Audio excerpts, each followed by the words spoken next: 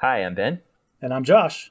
And this is the Bad at Magic podcast, a podcast about games, life, and other things. And welcome to episode 42. Ben, there are so many listeners, I'm sure, have been waiting for this episode. And do you know why? Why? Because, Ben, 42 is the answer. The answer to what? All right, are you just playing dumb to make the podcast go as to have back and forth rapport, or do you really not know the significance of 42 in nerd culture? The answer to the life, the universe, and everything? Yes, thank you. I appreciate that. Yes, if you have not heard, 42 is the answer to life, universe, and everything. There was a book, Hitchhiker's Guide to the Galaxy. I'm blanking on the author. Scott Adams. Scott Adams, thank you.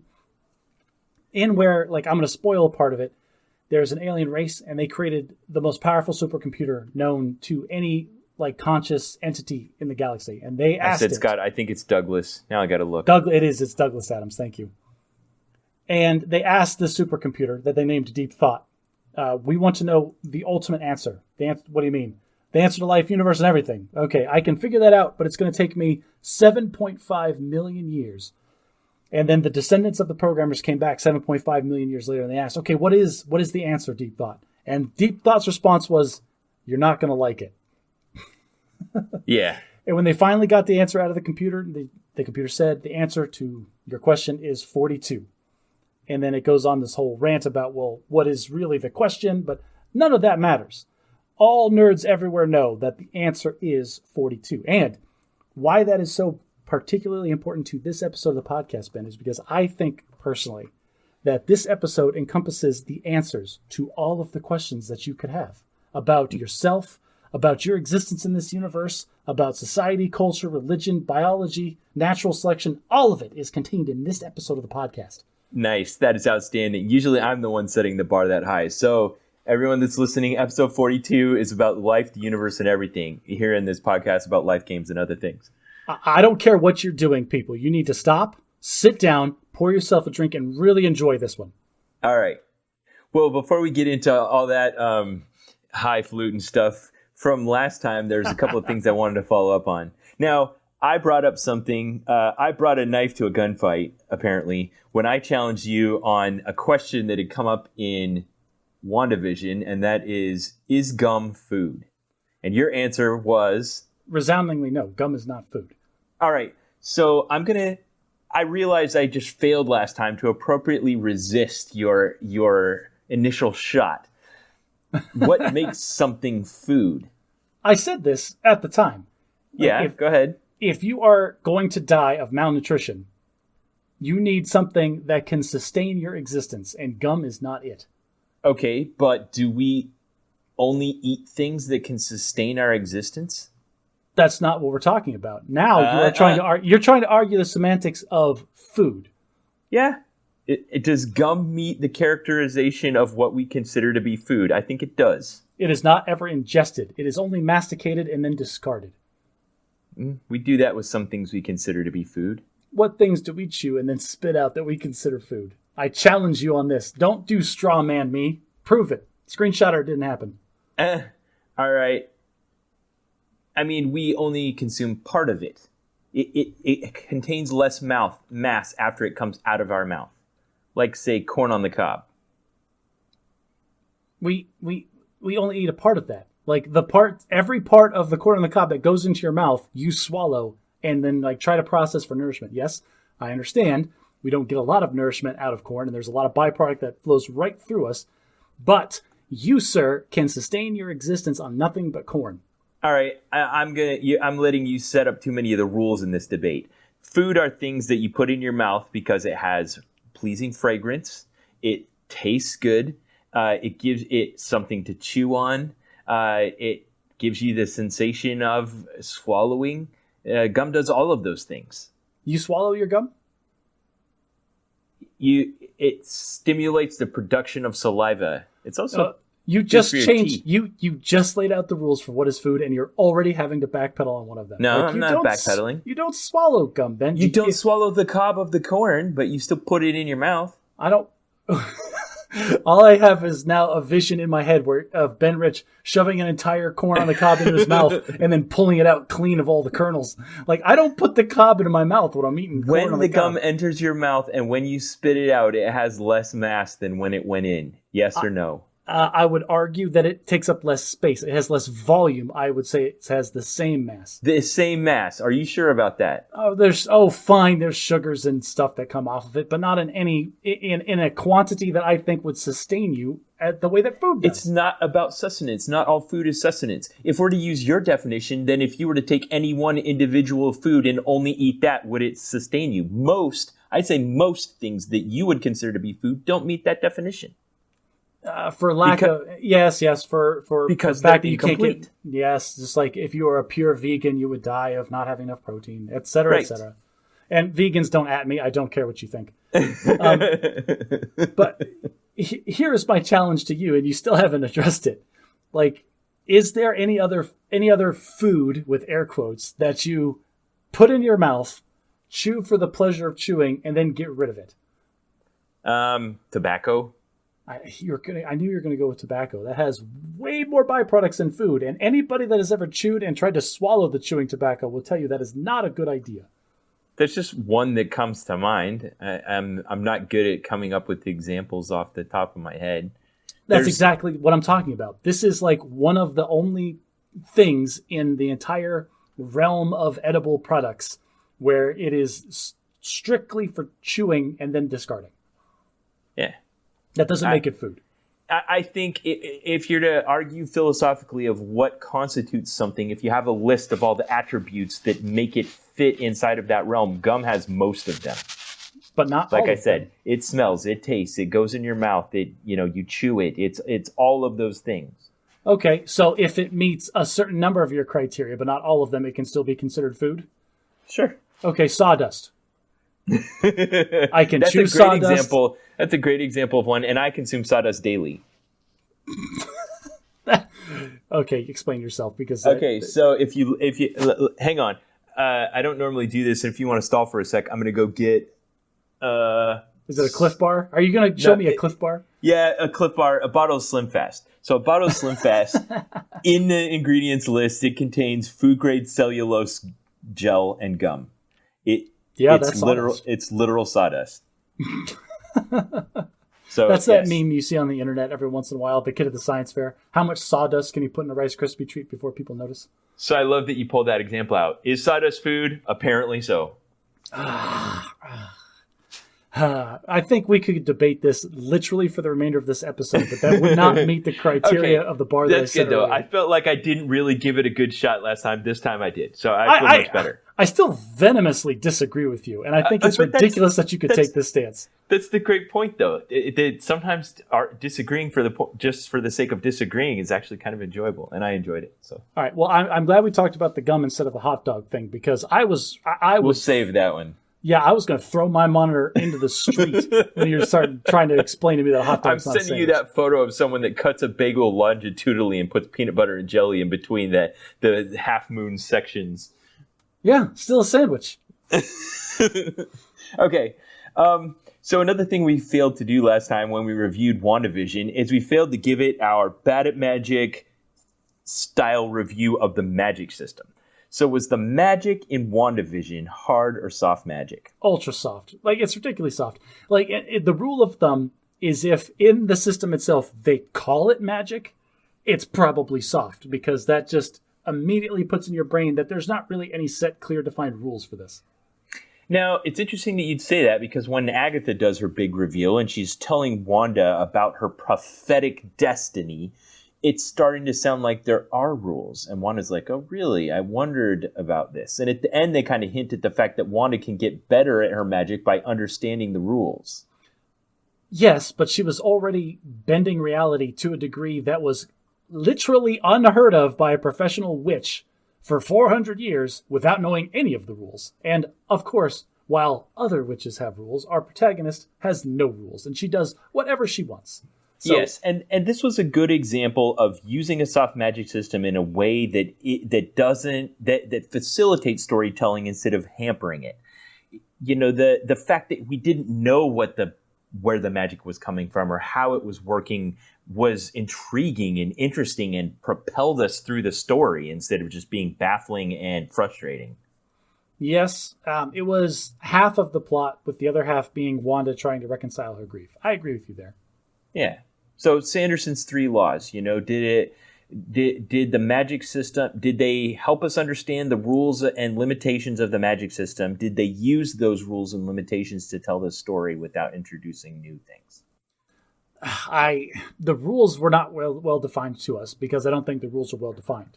The one time that they went out of their way to explain some of the rules was Agatha explaining how she was going to be beaten in the 3rd act with the runes on the wall.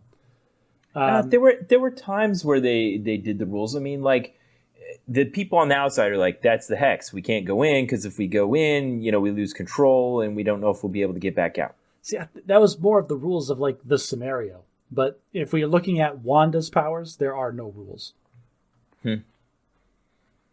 I don't know. I mean, we saw the limitations of it. Like when you went to the edge of town, it was like she didn't have enough power to keep everybody living their imaginary lives. Agatha, our antagonist, literally said, "You have unbounded chaos power. No one knows what you are capable of." I don't think that means she did. Well, they're kind of setting it up that way. You're the guy talking about the big prophecy. She's going to rip apart the entire planet Earth with her magic powers. Destroy the world. Just like in Thor Ragnarok. That's what I think of, the fulfillment of that prophecy. So powers on a scale that are undefined enough and murky enough to destroy a world, that's pretty soft in my opinion. And that, I think, does not adhere to any rules of the magic system. Yeah.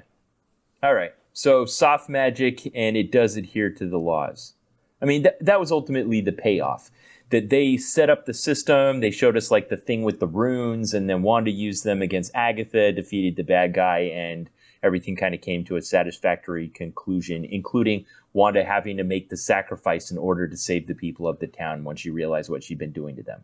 All right, and so Sanderson's laws are specifically aimed at, this is how you use a magic system to help facilitate telling a story and not supplanting the story. Yes. In this case, they succeeded except for one point, and that is the introduction of the runes in the 3rd act.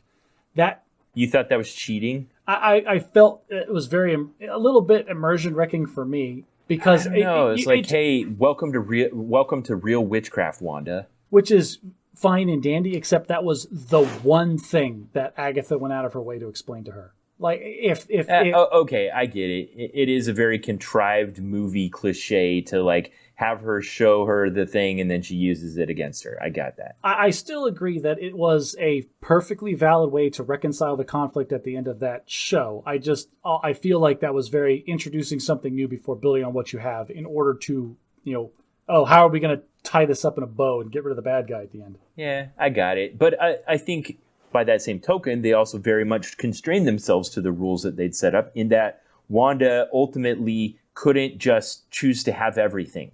She couldn't release the people of the town and not give up Vision and her children. She had to choose between them. I'll agree with that.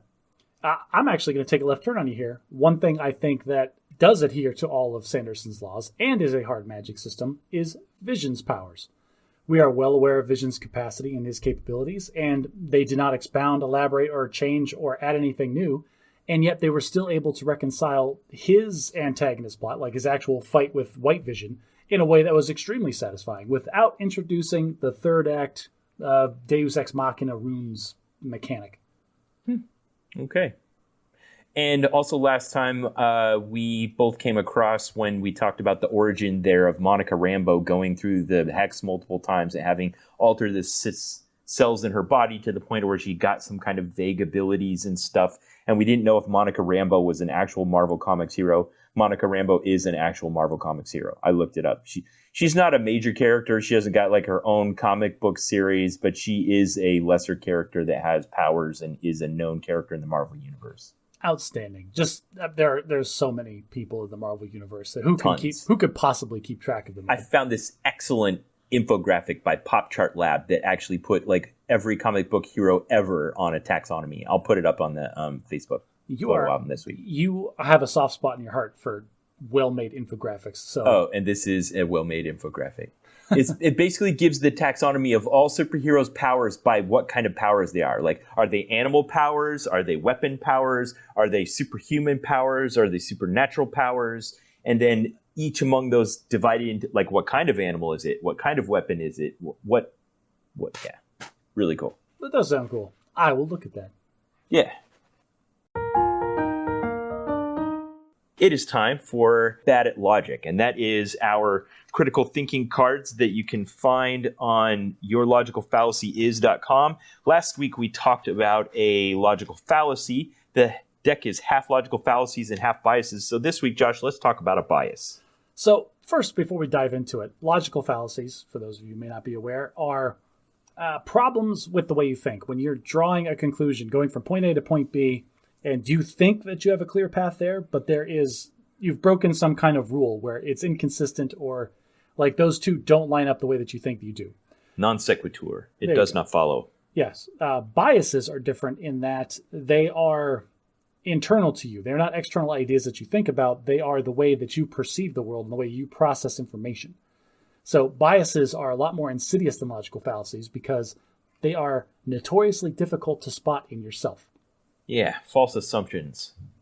You can point them out in other people. That's no problem. This one especially, like we can, I'm sure you and I could point at each other all day and like draw all these illustrations. But today specifically, we're going to talk about the bias, the backfire effect. And to quote the card, it's when your core beliefs are challenged, it can cause you to believe even more strongly. So if you've ever been in an argument or somebody proposes an alternate viewpoint and you find yourself rallying around your current idea and evangelicalizing it, or just like championing it stronger than you probably might even feel for it, you're falling victim to the backfire effect. Yeah, it's really problematic for a lot of people, even scientists.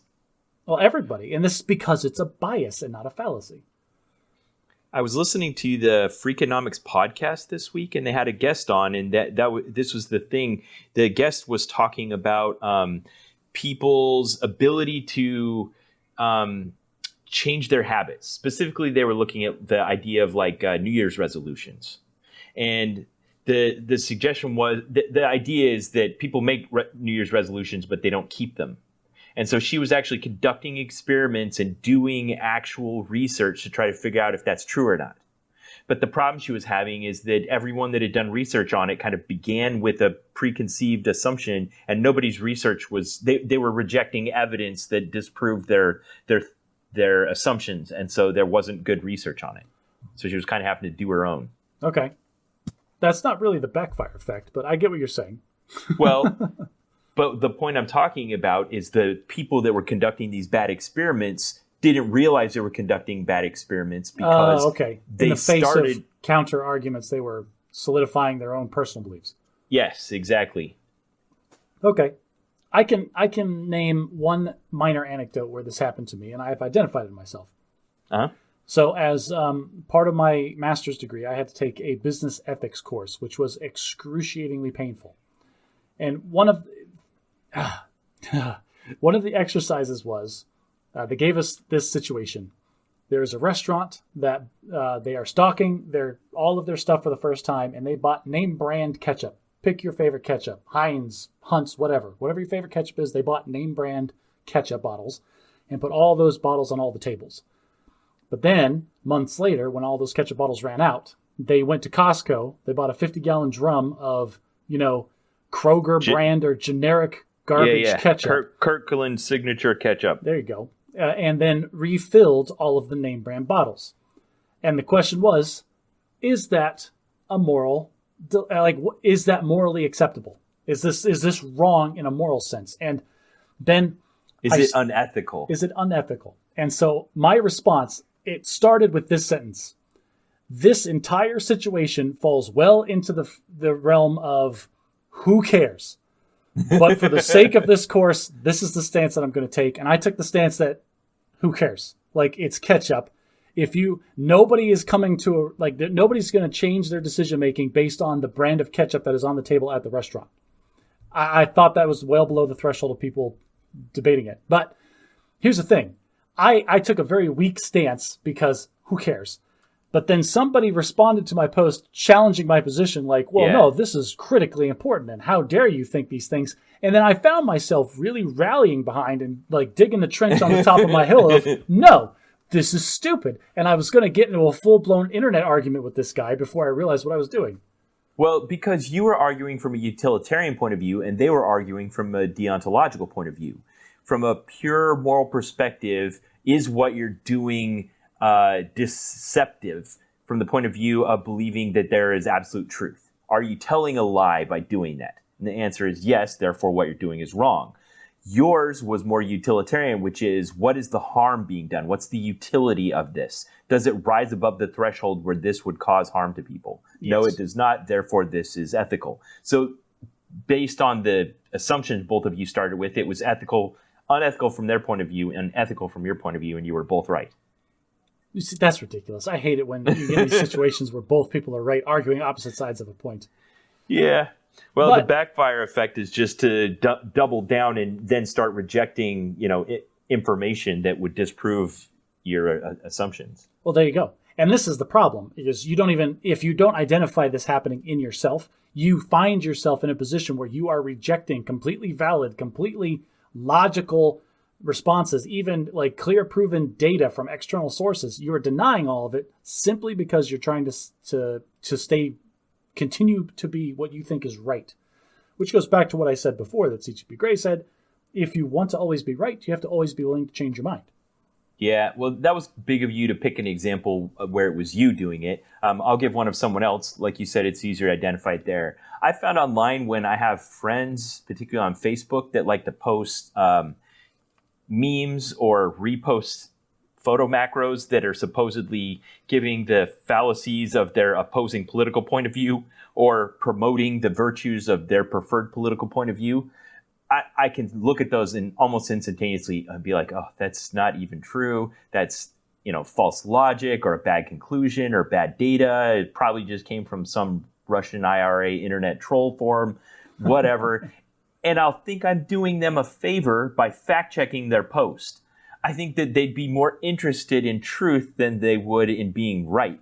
And so I'll try to politely say, hey, there's some unfactual information in this post that you made here. Thought you might want to know so you can take it down. And almost without exception, these people will double down. I don't care whether it's true or not. It's what I believe. Which is the backfire effect. Yeah, that statement that you just said is going to lead to the downfall of humanity someday. Oh, geez. It's so frustrating. I've had to just stop doing it because I'm like, oh, so people don't care about truth anymore?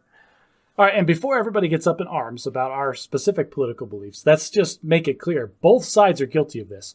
Pick a subject. I didn't say which side I was talking about. I know, but people can probably derive from things we've said in the past what our political leanings and stances are. But I want to make it absolutely clear that there are times when the opinions that I believe in are also presented in ways that are completely not factual. Like, yes, I like this meme, but this is just a meme, and we shouldn't be putting out the message this way.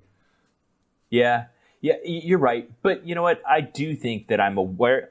Being aware of the backfire effect can help you combat it. I have maybe like 3 or 4 times I've actually fallen victim to this. One will come along, it pushes the right buttons for me. I'll repost it. Somebody will fact check me, and instead of rejecting the fact checking, I'll check it out and be like, oh man, they're right. This is it, and I'll either post a retraction or I'll take it down. Well, that's because you're the type of person that we shall aspire to be, Ben. While I'm digging the trench to die on my hill, you're the one that's looking at new information and growing as a person.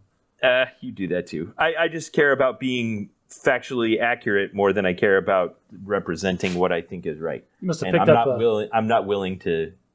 You picked up a meme somewhere that being right is good. Yeah. Spoilers for later. Now that we've had enough of being right, let's talk about being wrong. Josh, give us some bad at husbanding. Okay, so first of all, this is not wrong. I want to make this clear. I'm not wrong in this scenario.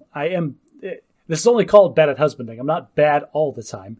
This is just a scenario that exists in the realm of husbanding, and everything on our podcast is us being bad at things, so it has to fall into that category. Okay. All right, Ben. So I love my computer setup. I think I've talked about it on the podcast before. You have, not only have you talked about it on the podcast, but you have a well-reviewed video on YouTube of you building your computer.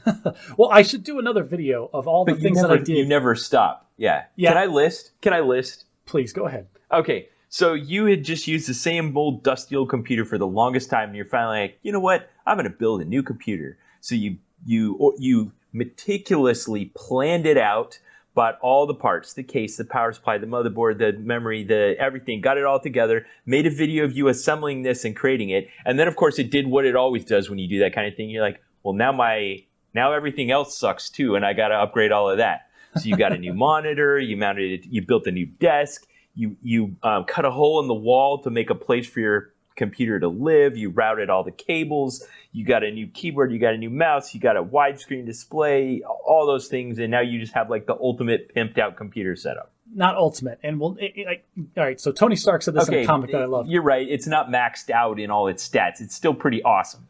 Art is never finished, only abandoned. So every once in a while, I'll think of like one little thing that like, oh, you know what would be great? I could do this little upgrade, or I got this little accessory over here, and like incrementally, everything just continues to progress and get better and better. I forgot over time. The chair.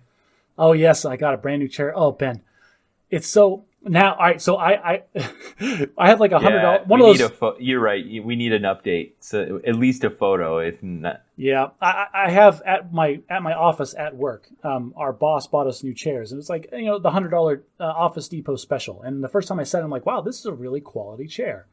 And then when we started teleworking from home, I was sitting in a really, really bad chair for a couple of months. It was starting to hurt my back. And I actually went online and took the time to do research. And I spent way more money on a chair than I've ever spent in my entire life. I spent $400 on a chair. And I'll tell you what, Ben, like that chair is just, it's lovely. And it hugs you when you sit down, and it's great. We're getting way off track. Wait. Before you get back on track, How many hours of research did you spend on a chair? Probably up to 12. I would say no more than 12. If you were to ask me just objectively and say, Ben, how many hours of research could you do on a chair before you would be completely sick of it and stop no matter what you learned? I'd be like 1 max. Well, I will make a decision after 1 hour of research without making any further research. This is why I love my computer setup so much. It's almost becoming a little hobby of itself, where I can pick one aspect of the setup and then do deep dive research and really get smart on it, and then find the thing I want, and then shop around for it, wait for it to go on sale, etc. But this is a microcosm of a friction point in our relationship that you're starting to understand. I'll tell you I built a cube, and you'll say, send me a list. I'm like, Josh, that's 360 cards. I'm not typing them out. I'll say, I'm thinking about getting a computer, and you say, here's a website where you can put in every part and see if they're compatible. I'm like, I don't want to spend that much time on it. And so magic decks and computer setups and all these things, and it's always this friction where you want to really get in and analyze it and spend a lot of time on it. I'm like, yeah, that was enough. You just squirrel and you're off to the next adventure. Yeah. Like I really want to, you're right. This is the difference between us, is the things that I get into, I really get into. And then like you show up and like, oh, that was fun. And then you move on to the next thing. Yeah. All right. Anyway, this entire conversation stems from the mouse. So I had a vertical mouse that I was using for a long time, but it was like you showed it to me where like you do it with the side of your hand instead of the palm of your hand. Yes, so everybody that's thinking right now, put your hand out with your palm facing down, and that's how you would rest your hand on a normal mouse. Now turn your hand 90 degrees so your thumb is facing upwards. That is how you grip a vertical mouse. If you still don't know what I'm talking about, go Google it. It's supposed to be better for wrist pronation and ulnar deviation. So you tried it. You gave it a shot. I liked it. Honestly, it was a nice little mouse. The problem is I dropped it. And then it ceased functioning. Like it would work for 1 second and then it would not work for 1 second. And it kept going on and off like that for a long time. This is an interesting test of the efficacy of a gadget. You get a new gadget that's a little different than when you had, and then it breaks. Would you buy another one of the same or go back to what you had before? Here's the thing, Ben. I fully intended to buy another vertical mouse, and this time to spend more money on it. I had bought an Amazon Basics one, which is why it broke when I dropped it, because it cost like $15. But they have, Logitech makes one for like $150 that is super hardcore and got all the great components and blah, blah, blah. But here's the thing. In the meantime, I needed to have a working mouse to do my job. And so I went rummaging around through all of our old computer parts because I have them just scattered and lying everywhere. And I found my old Razr gaming mouse from years and years and years ago. And I've since found out that it's first manufactured in 2006. Okay, Razr is one of those brands that kind of caters to boutique high-end gamers. And I have a Razr. You bought this before you had children. Yes, I bought this before I had children. I bought it at the same time that I bought my Razr mechanical keyboard that I still use that has the super clicky keys that I love to death. Yeah. And here's the thing. I plugged in that mouse, that high-quality, like expensive gaming mouse from forever ago. And I put my hand on it, and I was using it for one day. I'm like, wow, this is really nice. And it really was. It's just... Okay, I need you to expound on what you mean by nice. Okay, so it moves very, very well. The tracking is excellent. It doesn't matter what kind of surface I'm using the mouse on. The cursor is always going to go where I want it to go. It's large. I have big hands, and it is a larger mouse that is contoured very well to my fingers. There are different kinds of grips that people use for mice. People might not know this. If you rest your entire palm on top of the mouse and then click with your fingers, that is one type of grip. I don't do that. I actually grip the mouse with my thumb and my pinky on either side and move the mouse around that way. And those are the only things that really touch the mouse when I'm moving it around. I had to try it to figure out which one I do. Which one do you do?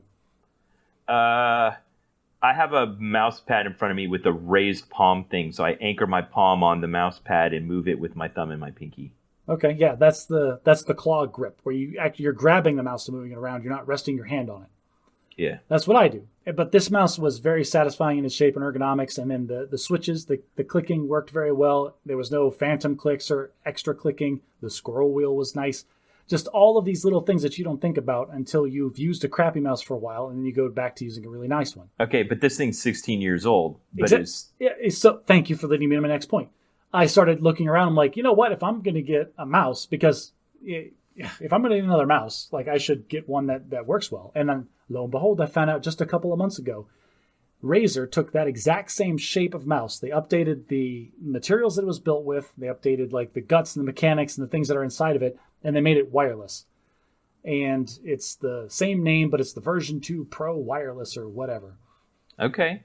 And I don't know, man. I have a hard time getting on board with wireless peripherals because Well, this one's got both Bluetooth and the dongle that plugs in. Normally I agree with you. Like wireless is usually a pain because then you're shifting for batteries or you have to worry about the charge. This mouse has a 70 hours between charge that it can go. So It can work an entire work week without having to be charged once. Does it have a docking station you can put it in when you're not using it? It comes with a USB cable that you can plug in to charge, and it still works wirelessly while you're charging it. So it can just turn into a wired mouse. Unlike the Apple one that has the charging port on the bottom of it. Well, it also has a charging port on the bottom and an optional charging dock that you can buy. So at the end of the day, you can just set your mouse on the little charging dock, and then it just stays charged forever. And it's got internal lithium-ion batteries, so you never have to replace them. Is this the same manufacturer, Razr? Same manufacturer, same mouse. All right, Razr, sponsor the podcast. Yeah, Razr, send us free stuff. It's the Razr Deathadder V2 Pro Wireless. And it is... So it's like $130 retail, which is a lot for a computer mouse. But I've been looking at it for a long time, and so every couple of days I'd go into Amazon, see if it's on sale or whatever. And then one day last week, I was just having a rough day. It's tax season. I'm working a lot. And I went online to check it, and it was on sale for $90. It was $40 off, Ben. Okay, nice. And nice. It was $40 off, and I was having a bad day, and I just wanted to feel better about myself, so I did it. I pulled the trigger, and I bought a really expensive wireless mouse. Okay, so I got a question for you before you go any farther. Okay. What on earth does this have to do with your wife? Let me land my plane. So I waited home with bated breath, the way that you do for Amazon to deliver your new thing. And then it finally shows up 2 days later, and I rip open the box and I get it all hooked up and working right. And it's so wonderful. And it's like everything that the other mouse has, but just better. Like the texture is so much better. The materials are so much better. And I picked it up and I held it aloft in a reverent hand. And I pointed it at my wife and I said, honey, come experience this marvelous, wonderful thing that is this mouse. And she goes... I'm imagining the Legend of Zelda opening a treasure chest sound effect. Da, da, da, da. And she goes, "It's a mouse," and then turned her back on me and walked off. And I sat there with my mouth open a little bit. I'm like, well, okay, I guess that makes sense because she's not really a computer person. But then Ben, what did I do? I wanted more validation, so I reached for my phone and I texted my best friend in the whole world. So what did you say when I texted you about how awesome my mouse was? Did I say you'll shoot your eye out just like Nicole did? I honestly, I can't remember the exact words, but it came across as like, meh, I don't care. And then you changed the subject. Wow. Oh, man. I missed my chance. So Josh couldn't get validation from his wife he wanted from me, and I failed to give it. So this is why I wanted to bring it up in the podcast, because you and your spouse, I imagine, have some things where you don't have overlapping interests. There are things that you like that she just doesn't care about. Yes? Yeah. Okay. Well, there are things that I very much care about that she doesn't, and vice versa. This is one of those things. Anything to do with the computer stuff, like I get super pumped and really into. Ben, I researched this mouse for hours. I ghosted you. I watched multiple hardware reviews of this mouse with direct comparisons. That could have not been my fault. You could have been texting me all that during the middle of the day when my phone was locked in my car 300 yards from where I was sitting. Yeah, I'm trying to explain it now, and you're trying to justify it. Like, just let me talk. Let me gush about my mouse for a minute. All right. Anyway, I just poured so much thought and effort and attention into this thing, and it was so gratifying to finally have it and use it, and it was everything that I expected it to be. And I just wanted somebody to like high five, and everybody that walked past me just like left me hanging. That's what it felt like. So you just described so perfectly the plot of this children's book that we have that was written by one of my college professors. It's called Hip Hip Hooray for Annie McRae. Okay. The plot of the book is that Annie McRae gets up one morning and she does all the things. She gets up and gets dressed by herself, and as she's leaving her room, her mom's like, "Good job getting up and getting dressed by yourself. Hip hip hooray for Annie McRae." And then she goes to the kitchen and she makes herself breakfast and she doesn't spill any milk. And her dad says, "Annie, good job making yourself breakfast without spilling any milk. Hip hip hooray for Annie McRae." And she practices the piano and she does her homework and her teacher praises her and her grandma praises her and she's just loving life. Then one bad day she gets up and she does all the things and no one praises her. Mom's too busy, dad's not paying attention, grandma's taking a nap, teacher was having a bad day, and she does all the same stuff, but nobody praises her. And she has to learn that really the only person in life that's going to cheer for your accomplishments is you. I don't know if we can be friends after this. Like, I'm not asking you. I'm happy for you and your wonderful new mouse, Josh. I can't wait to try it. Don't you patronize me, you punk. Now I just feel like Annie McRae looking for gratification. It just drawing that similarity has completely like demoted me to the rank of an 8-year-old kid that didn't get a high five when she wanted it. I have things where I want to get high-fived about, and I don't even care. I'm like JD. I've got my hug checklist in my pocket. Well, I'm so disillusioned. Like, I don't even know. You just fully described the plot of that book so well, I couldn't help it. Anyway, this is one of those things that I got super pumped over, and I just wanted to share my exuberance with somebody. I wasn't looking for praise. I wasn't looking for the attaboy. I just wanted somebody to be like there with me and like, appreciate the thing that I appreciate. No one in my life can get as excited about shoes as I can, Josh. I have not yet found the person in my life that can get excited about shoes or sumo wrestling. So I just enjoy those things on my own. But when I get a really good magic deck, I text it to you and you get appropriately excited. But if I texted you about like some sumo wrestler winning or about my new pair of shoes, I don't think you could muster it. Maybe you could. I don't know. Probably not to the degree that you want, though. Yeah. So I'm not looking for people to text me or like post in the Reddit or whatever about my mouse and ask me questions about it. I don't care about that. I just want I'm sharing this experience with everybody. Like if you're in a long-term committed relationship, it doesn't even have to be a marriage. It can be us as friends. There's going to be non-overlapping sectors of interest that you're disappointed you can't share with other people. So here is a thing that happens when you do this kind of thing that maybe you don't realize and maybe you will find gratifying. And that is, if I decided I need a new mouse and I want a really good one, you would be the first person I would think of. Hey, Josh, I'm looking for a new mouse. What advice do you have? And you would tell me things like you just said. Well, here's what you can do, but here's what you get for going up to the next premium price point, and here's the pros and cons between these two tiers. And I would rely on you very seriously to give me good advice in that arena. But until I have that problem, I don't care. For instance, you have been evangelizing me for months to try to get a widescreen monitor, which I think you've misinterpreted my response to that. You think I'm apathetic about it. I am not at all apathetic about it. I recognize the fact that I can't justify doing that yet. But when I do, you're the person I'll ask about it. Yes, if I haven't talked about it on the podcast before, I made the switch to ultra wide, which is I think it's 21:9 aspect ratio. It's like as wide as 1.5 monitors. And I'm never going back. It's so nice. Like I'm looking, my podcast setup has 2 dual monitors, and technically, yes, it's more landscape, but this giant division in the middle just is terrible. Yeah, I get it. I've gotten by with the bezel for so long. I could see how that would change your life to do away with it. I'll make the switch, just not yet. All right. Well, let me know when you do. I'm excited for you. Joe Biden sent me a bunch of money this week. Maybe I'll make a purchase. There you go. On our last podcast, I told you the story of myself doing a impromptu marathon, which I know sounds like an oxymoron, but I just went out one day after work and ran 26.2 miles. Just for fun, because that's what you do after work on a Wednesday. It's like, should I sit down and watch an episode of Frasier, or should I get up and run 26.2 miles?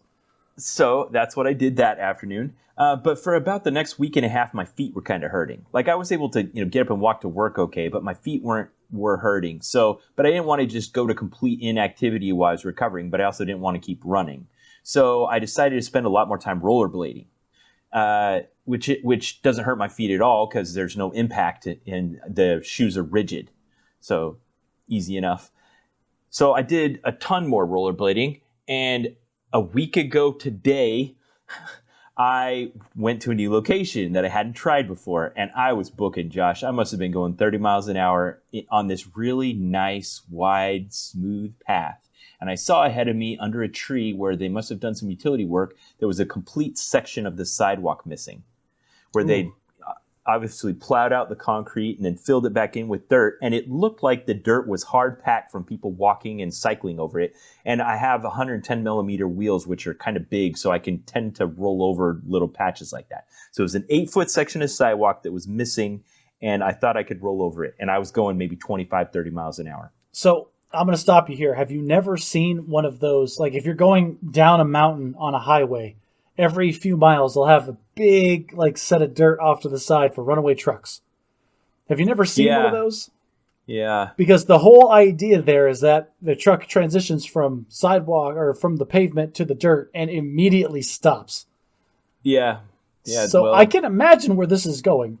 Or not going. So I hit this section of sidewalk and the world goes into slow motion. Like it is immediately obvious. One, my wheels stopped instantly the second they went off of the sidewalk onto the dirt. Like it went like it was like I went into mud. And 2, I wasn't going to be able to recover. I wasn't going to be able to bail gracefully. So this is stupid, but I actually was taught in a class at the academy how to fall appropriately. So did you tuck your head and angle your hands and then roll with the momentum to dispel it across as much of your body as possible, or did you just face plant? So I don't know if that applies. I mean, you're talking about, were you parajumping at the academy? No, it was unarmed combat class, and they taught us how to dive over the hood of a car. Yeah. Okay, I was going, just imagine the physics of it. I'm going straight forward at 30 miles an hour, and then if you think of, the all 5'9" of me, now the bottom part of me stops moving in a very, in about 4 feet. Yes. And the top half of me carries my momentum. You're sent ass over tea kettle. Yeah, except I just flew forward like Superman. Okay. I was wearing a helmet and I had on padded gloves, but I was wearing shorts and a t-shirt, and I did not have anything on my elbows or knees. Okay. So listeners, I'm going to try to teach you a life lesson. Whatever you're doing, stop for a second. Take both of your hands and put them together and form a diamond in front of you. Okay? With your elbows out to the side, so you're making like a big circle with your body. Okay, I'm doing it. Okay? Now, kick it off at a 45-degree angle. Either way, it doesn't matter. Whichever shoulder is now higher, tuck your head against that shoulder. And then now that is how you roll. The idea is that the diamond that you're forming with your hands is what impacts the ground first, and then you roll with it. And you just keep rolling until all of your energy is dissipated. Okay, I think I have forensic evidence that I did something similar to that. Okay, forensic evidence. He's rolling up his long sleeves, ladies and gentlemen. And so as you can see on my forearms, I have multiple abrasions. Yeah, on my elbows and forearms. So I hit the ground, and then my arms rolled over and tucked up underneath me, and I basically skidded to a stop on my stomach with my arms tucked up tight against my chest. That's exactly the opposite of what I'm saying. You should have been not sliding, because that's when the cheese grater and the road rash comes in. You need to roll, sir. Yeah, but if I tumbled, there might have been like impacts on corners and joints. I don't know. I can't argue with whatever research justified them teaching you that in a self-defense class at the academy. But yeah, so... Yes, you have multiple abrasions on your forearms. All right, so I guess we're going through all this, and I'm assuming that you're fine because you're sitting here talking to me now. But are you okay? Okay, so I'm not. I'm not okay. I tumbled to a. Are you in a wheelchair, Ben? Like, I can't see your lower half. Like, are you amputated? He's reaching off camera for something. Oh, he's got a crutch, an actual crutch, not a metaphorical crutch that we're used to. You have an actual crutch. Yeah, so these are my crutches. You obviously haven't used crutches very often because you haven't wrapped the top in towels yet. No, I'm okay. So I tumbled to a stop there at the on the ground, and almost instantaneously, a lady pulls up to the curb and rolls down her window, like that scene from Clueless where Ty falls down the stairs, and the guy runs up and goes, "Are you okay? That was really bad." So you fell in such a spectacular fashion that it immediately bypassed all social norms and mores, and innocent bystanders were pulling off of the street to make sure that you were still alive. Yeah, so I did a systems check. Instantly all the pain receptors from the road rash on both of my arms, both of my legs are just firing off. So I'm getting all the just burn pain because it was friction. This is heat burns from just skidding so fast across the ground till I finally came to a stop. My arms and legs were the brake pads of this scenario. You should have taken a picture of your giant skid mark. I do have some photos. I can maybe I'll. I'm thinking it's kind of gruesome. I don't know if I want to post it in the album. If it's there, it's there. So I get up and I try to see if maybe here's what went through my mind. Maybe I can just keep skating. I was going to keep going anyway. That's adrenaline and shock talking, but okay, keep going. Yeah. And then I did one push and my left leg was just giving out. Like it wasn't even accepting inputs. And I'm like, okay, I can't do that. And now I'm not even so sure I can get back to my car because I'd only been about a mile from where I started. Okay. So I sat down on the grass and the lady pulls up and rolls down her window and she's like, "Are you okay?" I'm like, "No, I'm not okay." She says, "Do you need a ride?" I'm like, "Yeah, can you take me back to my car?" And she said, "Okay." So I kind of drug myself over to her car, took off my rollerblades, climbed in, and she kept glancing over at me as new pools of blood were starting to form in different places. And she's like, "Ew, that's really bad." I'm like, "Yeah." So she drove me back to my car, and I got in my car, and I knew I needed to drive to the hospital, if nothing else, to x-ray my left leg. I am not the kind of person that if I just get some bumps and bruises and scrapes that I'll go to the hospital. But my left leg was worrying me enough that I wanted a doctor's opinion on how well it was. We completely blew past this part, but I wanted to say that I've always relied on the kindness of strangers. All right, please go ahead. Yes. Thank you, Lisa. If you're a listener to the podcast, thank you very much. I appreciate the ride. I'm sorry I didn't have a chance to do anything, but just say thank you as I got out and was bleeding all over the place. You were in her car for 1 mile. I can see that being one of the things you talked about. "Hi, I'm Ben." "Hi, I'm Lisa." "Oh, Lisa, I have a podcast. You should listen to it." So I had a first aid kit in my trunk, and I kind of tried to get the gravel out, and it wasn't coming out. It really hurt, and I'm like, man, this is gonna be arduous.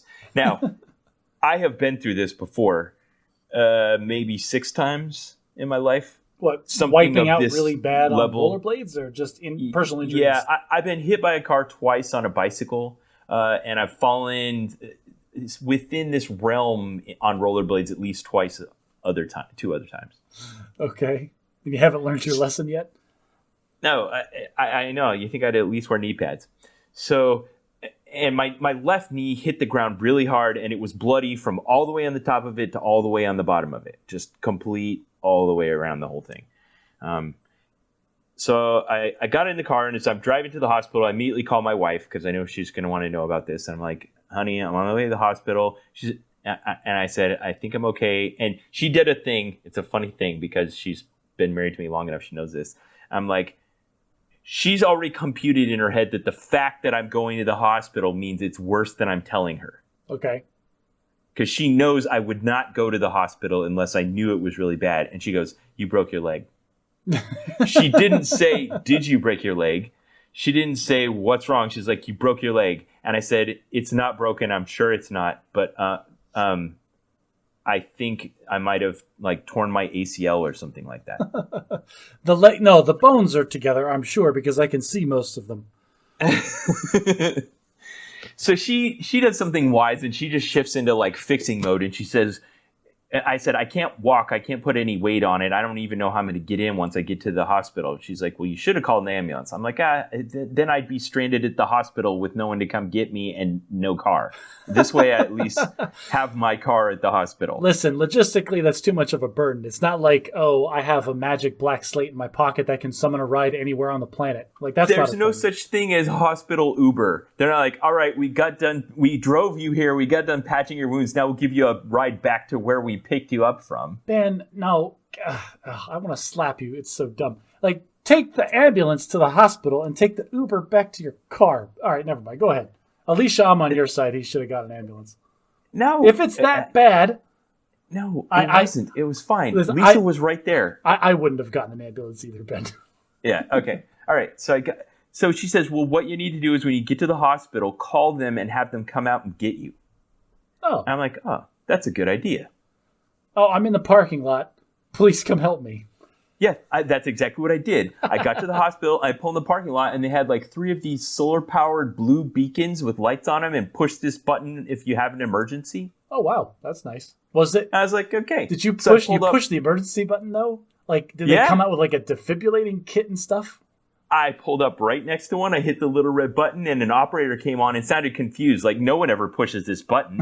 Like, she didn't know what to do. She's like, hello? It's like, I'm like the red phone on the desk rang. I'm out here in the parking lot next to this emergency sign, and this is an emergency. She's like, what's wrong? I'm like, I need someone to come get me. She's like, well, how did you get to this button? I'm like, you going to send somebody out or not? She's like, I'll see what I can do. So she hangs up, and a few minutes later, a nurse comes out with a wheelchair. That is not what you said. You weren't that curt to her on the phone. Were you really? Were you? I might have been. I can't remember. I can't replay the exact conversation. Were you in such pain that you stopped being a nice person?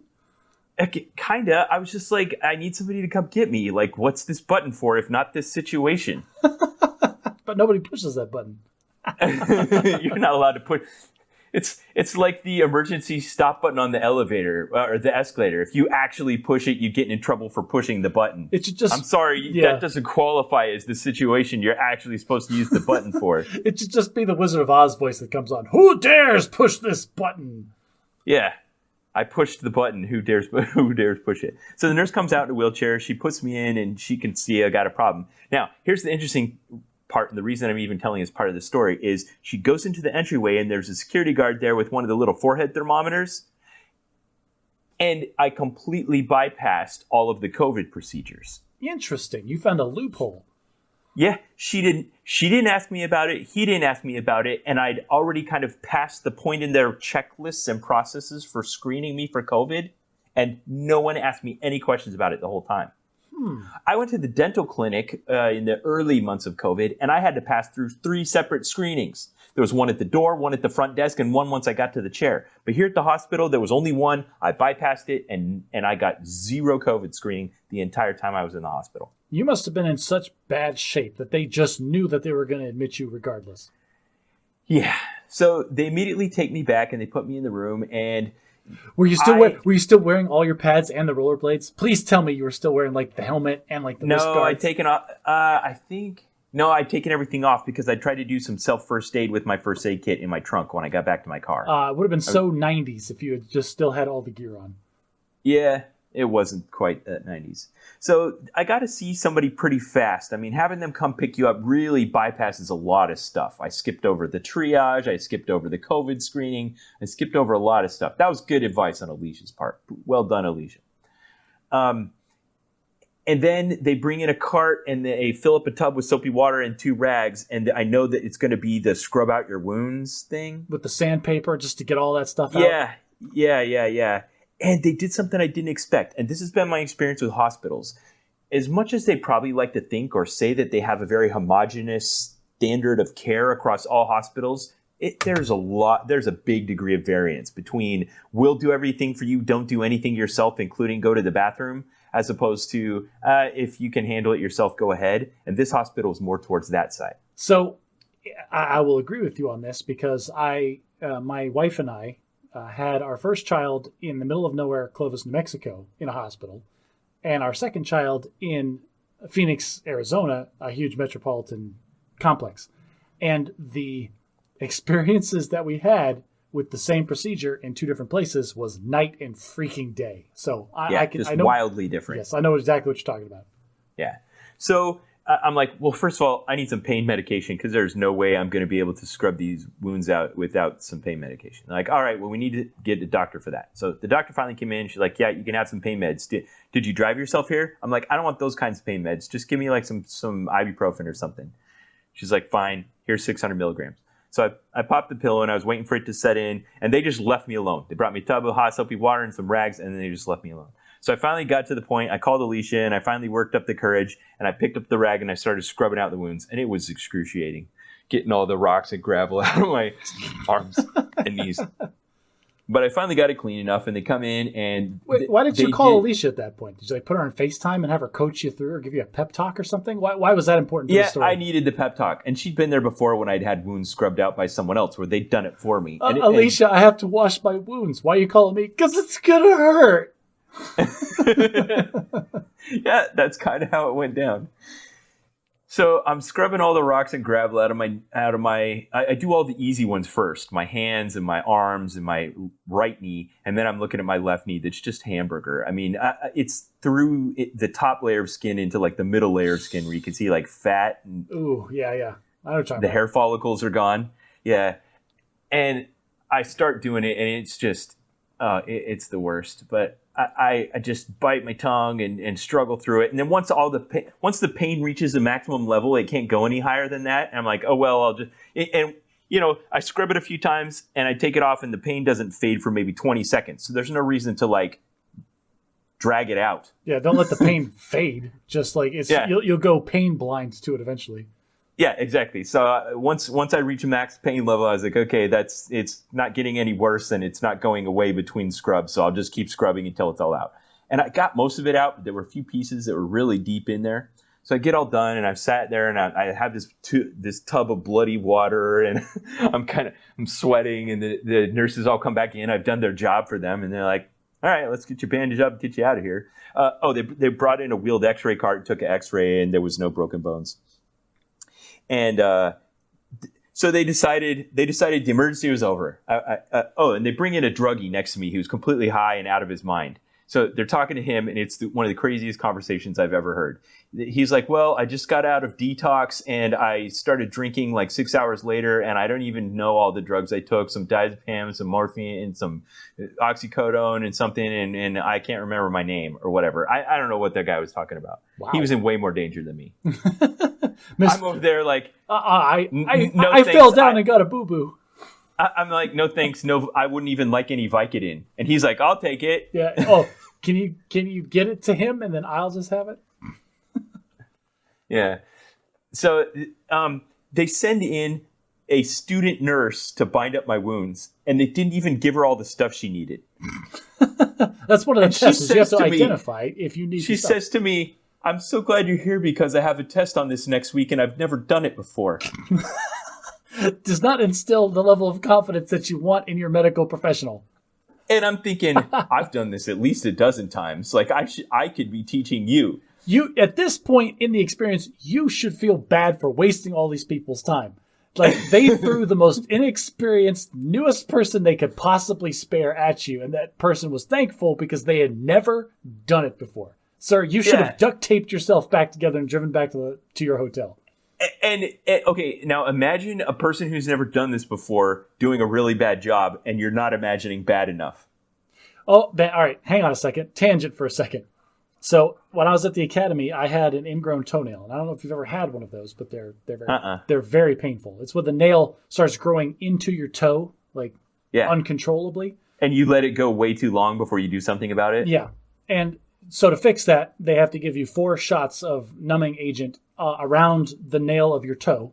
And I don't like... Oh, that would have been nice. Well, but then they have to take a pair of scissors, cut the nail in half, and rip out the part that's grown in with pliers. Holy crap.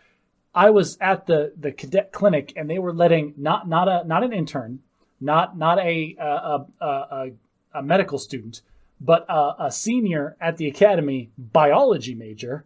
It was like your roommate? Yeah, it was like a kid that was 1 year older than me with a major, like, oh yeah, you got it, it's fine. And it took, like, I've had this procedure done twice, once by a professional medical technician and one by this guy. The technician took 3 minutes and I was in and out of there. I didn't feel a thing. That kid took 33 minutes and I had to get the shot 4 times because it kept wearing off.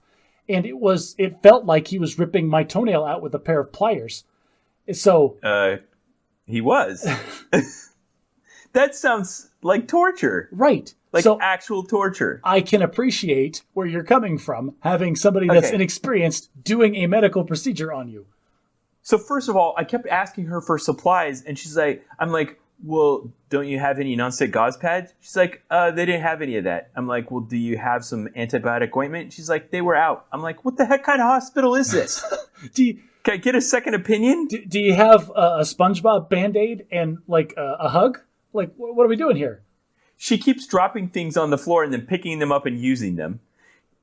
She did the thing where she was like trying to roll the gauze around me, and as soon as she started using it, she wasn't holding it right, so it uncoiled all the way. And then she was wrapping it around me. But you know when you wrap something that's uncoiled all the way around and it, it starts twisting, and you have to untwist it before you can get it. Not just the twist, but then you also have you've wrapped it one revolution around it. She didn't bundle it and then start wrapping. She let it wrap around you twice, one the other way. Yes. She'd wrap it around twice and then have it all wrapped around myself. And then she would unwrap it twice and then wrap it around twice again and then have it wrapped around. Yeah, it was the worst. And then she got out the tape and she was wearing rubber gloves and it kept getting stuck to itself and it was the worst.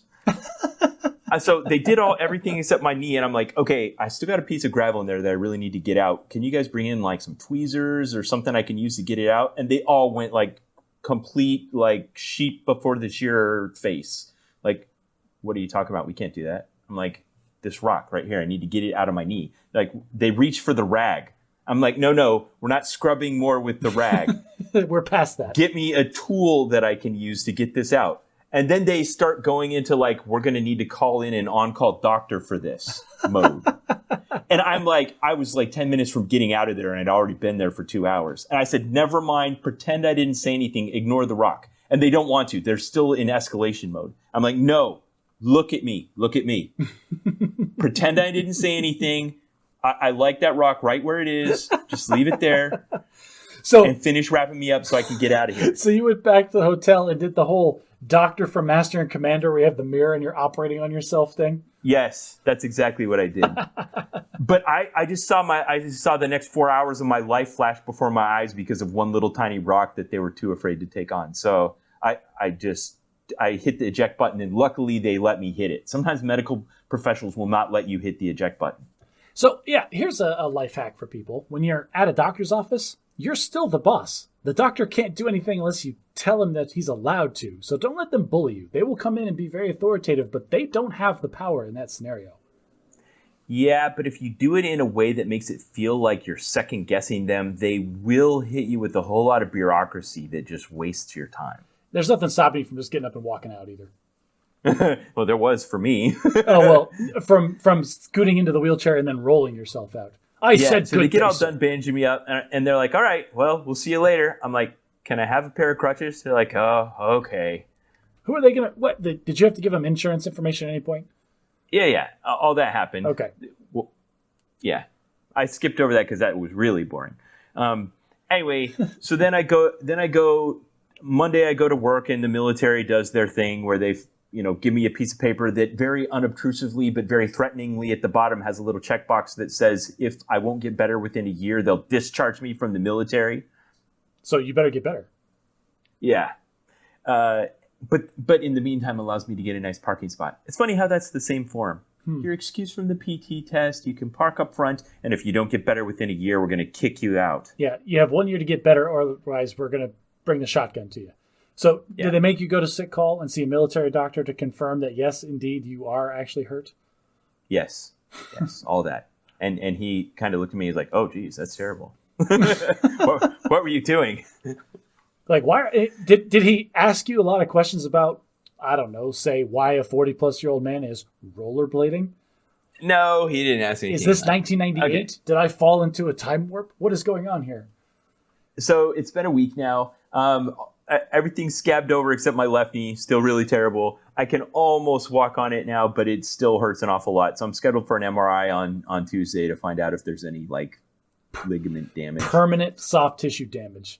It's like, this limp? No, I didn't get this in the war. I fell down when I was deployed to Florida and I was rollerblading. Oh, what a terrible story to have to tell. Yeah, well, you have to make up a good convincing lie. So that was bad at rollerblading. I hope before... so I looked this up, and if it's just a sprain of my knee, I could be back on my feet in 2 to 4 weeks. So it's been one. Maybe by the time we record again, I'll be running again. Well, who knows? Okay, so I want to propose something to you real quick. You're normally the person that names and creates all of the content in our podcast. But I propose that we have a new segment called Bad at Staying Alive, featuring Ben Rich going to the hospital or having some other kind of medical crisis where he endangers his existence in the universe. When I edited last podcast, episode 41, you quoted CGP Grey, and you kind of threw it offhandedly, and it took me some digging to find the quote that you'd given. I forget what even the quote was, but I found it in one of his Q&As from 5 years ago. I had to dig through the transcripts in order to find it. Okay. And right surrounding it was a little thing he'd given where he talked about the fact... He's very conscious as a principled atheist about the fact that if you die, it's just game over. So not dying is your number one mission. Right. And you're bad at it. Yeah. I definitely come at it as a principled believer in God. If I die, that's not the end. It's okay. I'm just looking at the scoreboard. In the time that we've been recording this podcast, you've been to the hospital multiple times, and I have not. So, objectively, I'm better at staying alive than you. Well, I'm bad at rollerblading, but you're bad at growing toenails. Oh, got me there. What a sick burn. What did he die of? Well...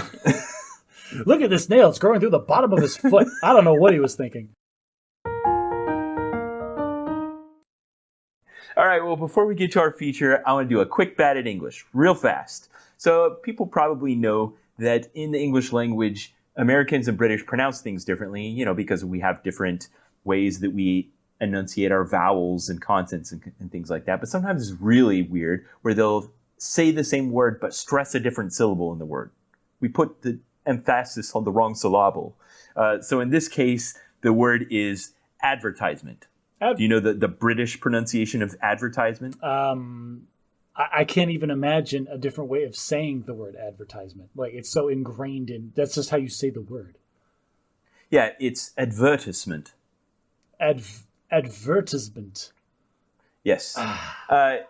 We say advertisement, and for short, we call it an ad. It's we just use the shortened version is the syllable that we stress. But they don't call it a vert.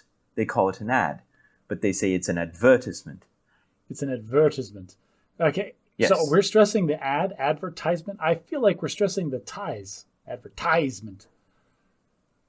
Advertisement.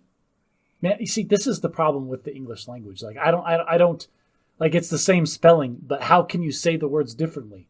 These words. All right. So, okay. Well, this is talked about in the book, and this is the reason I brought it up. How words are spelled or how they're pronounced are just memes. They are what they are because we agree on them. So in England, they agree that it's advertisement, and in America, we agree that it's advertisement. Have you ever been in a group of people and said a word that you've only ever read and said it wrong, and then get everybody to look at you funny? Yes. What's your word? I'll tell you what mine is. Okay. So I was in a group setting, and I was like, oh, this is a really nice tile mosaic. Awesome. I'm like, I was very I was an adult man, okay? And when people started laughing at me because I said that word wrong, And I pride myself on being an educated person. I can imagine the look on your face like, uh-oh. I said that wrong. It's mosaic for those of you who have not heard the word said before. Yeah, mine was, well, that's going to be a new paradigm. You really said that? Yeah, but I had no idea that was how you pronounce that word. You had to be like 12, though. No, I was an adult male. It's nonsense that we pronounce that word paradigm. What's the G for? Paradigm. How did you go to be an adult without ever having heard the word paradigm? They were completely separate in my head. I'd heard people say the word paradigm, and I'd seen the word paradigm in writing, and I'd never connected the two. Wow. Well, there you go. Like, you'd heard people say mosaic, right? I must have. Yeah, right. They must just not have linked in my head. Yeah. Huh. Interesting. Well, all right. I think we can both agree that British people say it wrong. It's advertisement. Well, I think it relates to the book we're about to talk to. So, if you haven't read the book to our audience, there will be no spoilers because it's not that kind of book. This is a nonfiction book by Richard Brodie. It's a pretty short read, and he basically talks about the science of what he calls mimetics. And I'll let you drive on this one since it was your book, Josh. Oh, interesting. All right, so I first read this book several years ago when I was on a big kick of my brain is weird, and I want to know why it is as weird as it is. And so I read a bunch of things about different cognitive sciences, the different ideas and thoughts and theories on how the brain actually works. Because I wanted to take a good look at the hardware that's I'm carrying around in my skull and understand it a little better. Because, Ben, throughout my life, I have made poor decisions. And I have found myself in situations where I ask myself, how did I get here? Every step seemed to make sense, and now I find myself in this terrible place. So I wanted to understand what drove some of that. And this book really grabbed me in a lot of good ways because it takes all of these things that I already kind of fundamentally understand and believe in and kind of weaves them all together in this interesting way that explains a lot of how we think and why we think the way that we do. And then kind of almost secondary or ancillary explains a lot of the structures and culture and civilization that we exist in. And I don't know, it just ticked a lot of boxes, and it really gave me good perspective on understanding the universe and myself. Yeah, I can see that. Now, it's interesting that this book doesn't feel as old as it is. Like, it was kind of prescient the way that he talked about it because the internet was not widespread at the time that he published it. Yes, but the things that he talks about really blows up. So, like you said, I'm going to try to drive, and there's no spoilers because it's nonfiction. So if you're going to write a report on the book, this is the perfect podcast to listen to. Mimetics is, the way that I think about it, based on how he explained it, is looking at ideas as if they were biological things, like viruses. And he compares them to viruses multiple times. That the idea can exist as a thing separate from you, and it has its own motivations, kind of. Like, obviously, it's not a sentient, thinking, living thing, but neither is a virus. An actual biological virus has a built-in mechanical impediment to multiply and spread to other hosts. Well, if you think about ideas that same way, you can actually... Having that perspective explains a lot of the reasons that we believe in the things that we believe in. Because if the idea itself didn't have some mechanism or some built-in internals to spread itself and to be memorable and to want to have its hosts spread it to other hosts, it wouldn't exist now because it would have been beaten out by other ideas that did. Yeah. Yeah, so we kind of have to establish some vocabulary that he uses throughout here. So the word meme that we think of it now is a shortcut for just something funny that you share on the internet. But his usage of it, and probably what led to our modern usage of it, is more of this idea of it being an individual unit, an idea that's the basic building block of culture. Yes. And a lot of what he derives, he starts off like building us up and giving us a basic understanding of some biological sciences, which gives us kind of the foundation to understand how memes spread. His memes, not like the memes with the catchy logos or whatever on the internet. And he starts off with evolution and natural selection as kind of his hitting point, which... How does that jive with you, Ben? Like, I'm not 100%... Well, hang on. You're skipping to, like, chapter 4. Am I? I don't know. I thought. Yeah, he first starts talking about the mind, just the existence of the mind. He's like, you as an individual are who you are because you have your genes, your programming, your instincts, your programming, and maybe a soul. And he just is agnostic about that. But when I took my behavioral sciences courses in college, they called it nature versus nurture. You have your genetics that give you a predisposition to like and not like and do and not do certain things. And then you have the things that you've been taught since the moment you were born. And together those things combine to give you your personality and existence. Right. So you have some biological drives, and then you have some learned behaviors on top of it. Yeah, exactly. So then memes, ideas replicate either directly or indirectly, and then you use those to help you and everyone else around you behave the way that you do. And there's either three kinds of memes, and he uses these terms throughout the book. There's a distinction meme, a strategy meme, and an association meme. Distinctions are like how you slice reality. Like things are things because we agree that they are, not like whether you say advertisement or advertisement, or whether or not Wyoming actually exists. It doesn't. Yeah, I've never been to Wyoming, but this is one of those things where it's kind of meta and hard to wrap your head around. But the idea that so the ground and the sky aren't really things; they're distinctions in our mind. When the counter argument is obviously they're totally different. That's the ground and that's the sky. Yes, but you are pointing at things and making distinctions in your brain. Like they aren't separate in reality. You are separating them in your perception of them. Yeah, exactly. An example I thought of was like a stop sign. It's a distinction meme, and it has a strategy that goes along with it and an association that goes along with it, and all those are memes. When we look at a stop sign, there's a system of behaviors that goes along with it, and we know how to follow those. It's a red octagon with the white border and big white letters about a certain size, and it means you go to this point and you come to a full, complete stop and you look both ways, and all those things that go along with it. To a dog or to a bird, it doesn't mean any of that. It doesn't mean anything. It's not even a sign. It's just one more thing that's sticking up out of the ground for them to land on. Yeah, exactly. That's the distinction meme. And then you're talking about strategy memes.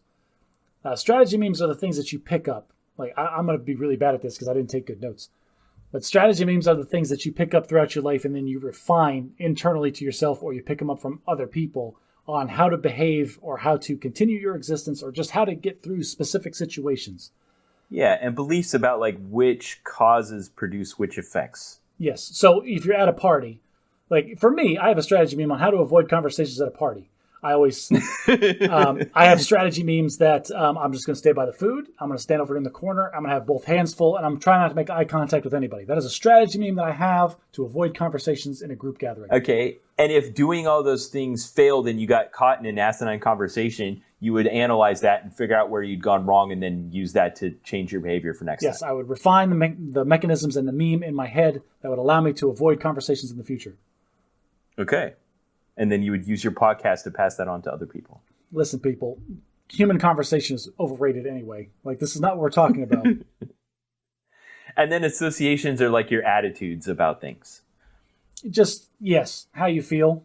You see certain things and they get associated to other ideas that you have.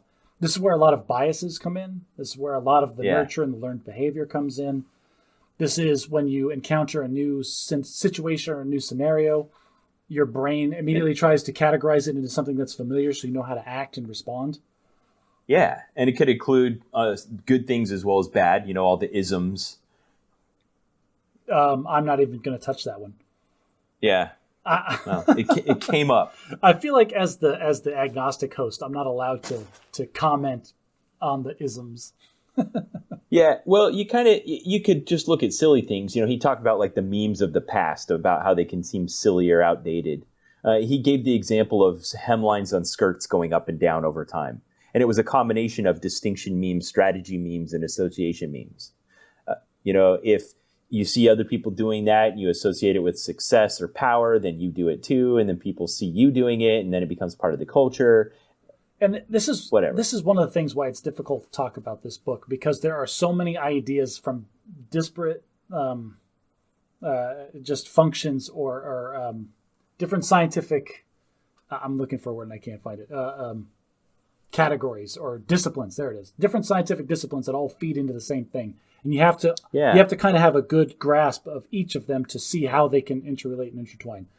Yeah, there's psychology, there's biology, there's behaviorism, there's technology, all kinds of stuff. Well, and this is why I immediately want to skip to chapter 4 where he's talking about the evolution and the natural selection, because that's where we start getting into the interesting part of this book. Like, he does a lot of explanation of biological natural selection.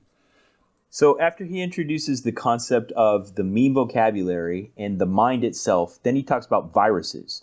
You know, in the biological world, people, plants, and animals can all get infected with viruses. And what they do, like you said, is that they exist to replicate and spread. Yes. But they can also occur in man-made things like computers, you know, and they exhibit the same behavior. They exist to replicate and spread. And in the mind. And he gives a few examples and goes into big detail on it later. So that's one of the two things that I don't like about this book when he talks about, because as a computer scientist, he talks about, computer viruses exist to spread. Well, no, not really. Computer viruses are a different thing because they're completely artificial and man-made. Whatever. It's fine. I'll let him get away with it. Computer viruses are misunderstood by the vast majority of people. Anyway, we'll just leave that one by. The only other thing is that as a nonfiction book, he does that trope where everything that he says is written in a way that it is the absolute truth with a capital T. What he is saying is correct, and it shouldn't be questioned because this is clearly the correct course. I get that if you're trying to pitch a nonfiction book, you have to write your opinion as if it is concrete. But just like everything else in the world, take it with a grain of salt. If you don't like it, I don't know.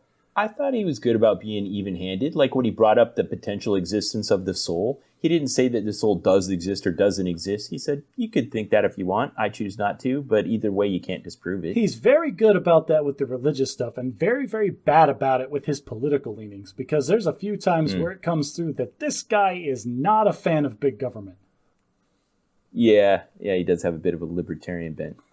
Okay, so also in this section on viruses, he talks about how there's some other aspects of viruses you don't think about. Like all they really have to do is be good at replicating and spreading, but there's a few things they could do that could hamper that. Like if they kill the host too quickly, yes, then it's a bad virus.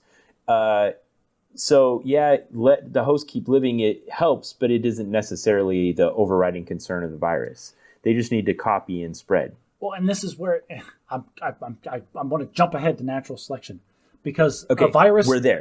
Go ahead. So evolution by natural selection. So he's we're going to lead in with the viruses.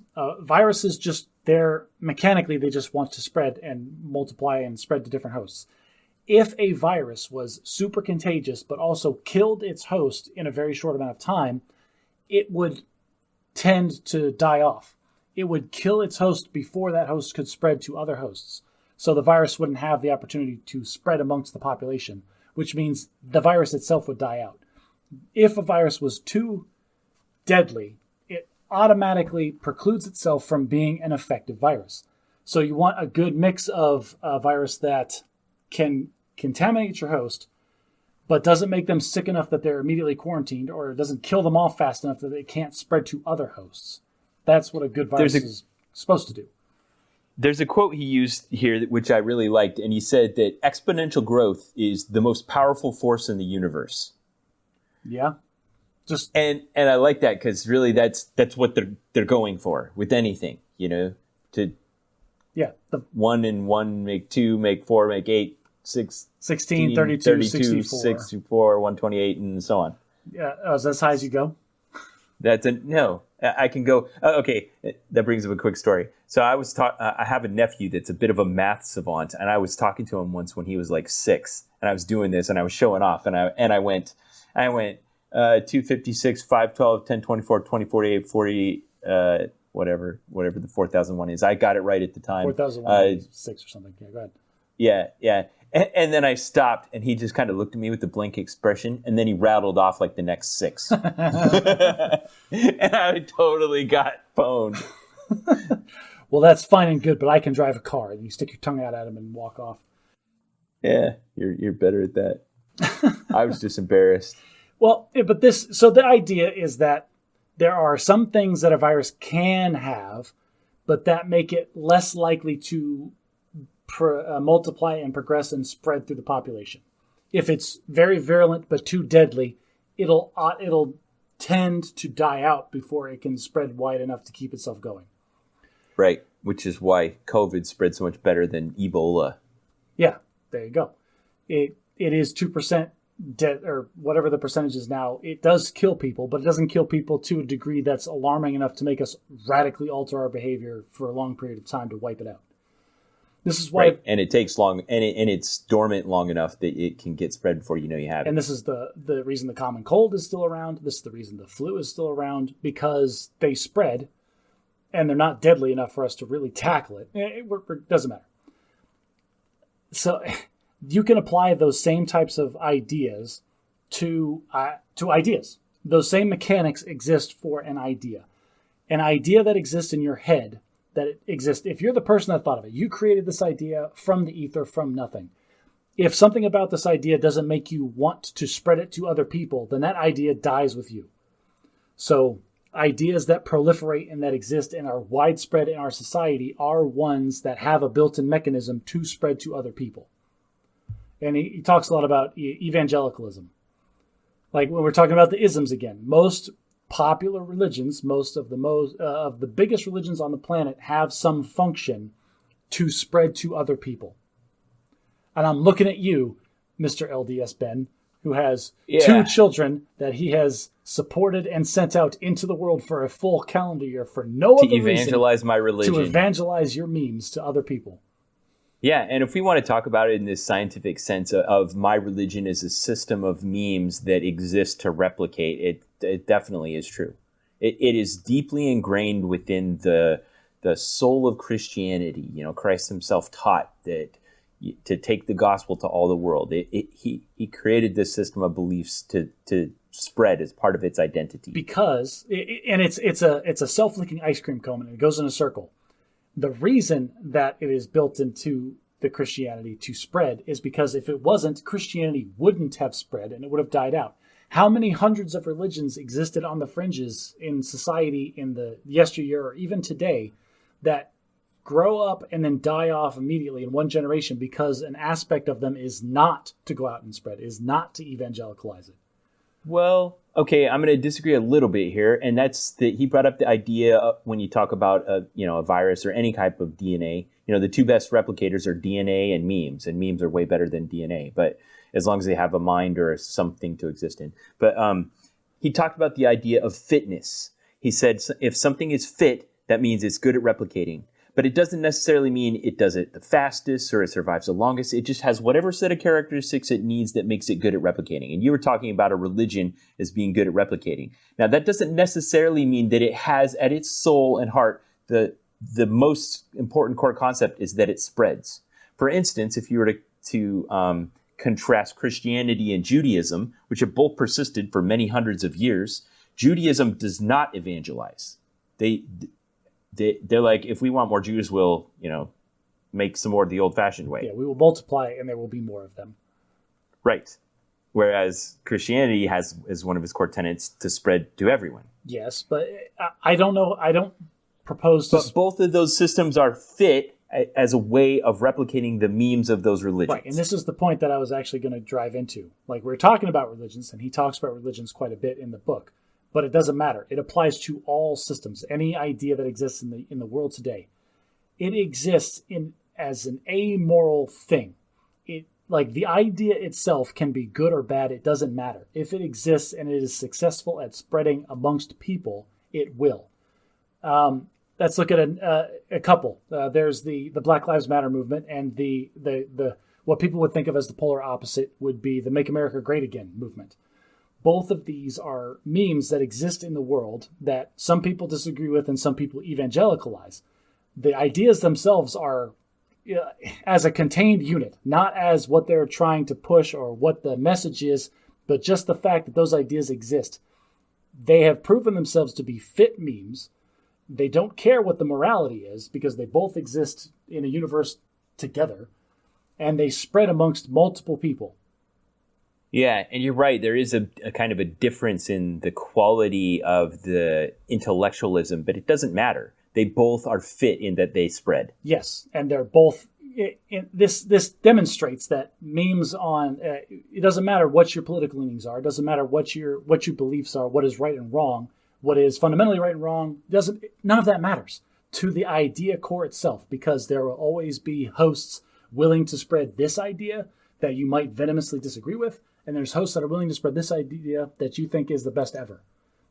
Now, he said something interesting in this chapter on evolution I'd never heard of or thought before. He said, basically the entire universe is progressing towards entropy, which is just energy leveling out, everything getting farther apart and becoming less energetic. How do you not think of the heat death of the universe every other day? Yeah, I know, but entropy is the force by which things become simpler. Everything is becoming simpler by entropy. Evolution is the force of the universe by which things become more complex, which is a fascinating idea to me. It goes against entropy. I tell my kids every other day that they are the direct force of entropy in my life, because they are trying to tear my house down brick by brick, and I have to pour energy into this system to get it back up to the level where I want it to be again. Yeah, so deoxyribonucleic acid exists to make copies of itself. In whichever form it is, a plant, animal, human, it's the most fit DNA is the one which makes the most copies of itself. So, we've been talking a lot about survival of the fittest and ideas replicating, and I feel like, at least I personally feel like we're doing a terrible job of it. But the whole core concept of this book is that ideas exist separate from the minds that hold them.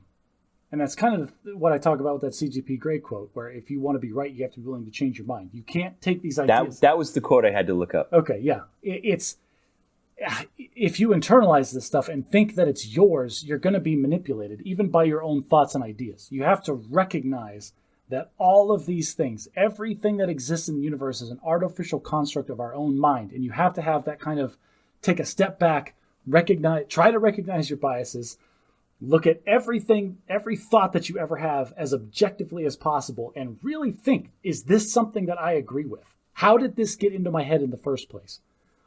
Yeah, and sometimes it's hard to figure out. And at this point, he introduced a concept in this chapter called a kludge. Everyone's heard the word kludge. I think we use it casually, but he uses it in this book to describe the fact that most things in a macro sense are just a combination of lots of little individual things that aren't, like if you go down to the atomic level, there is no color.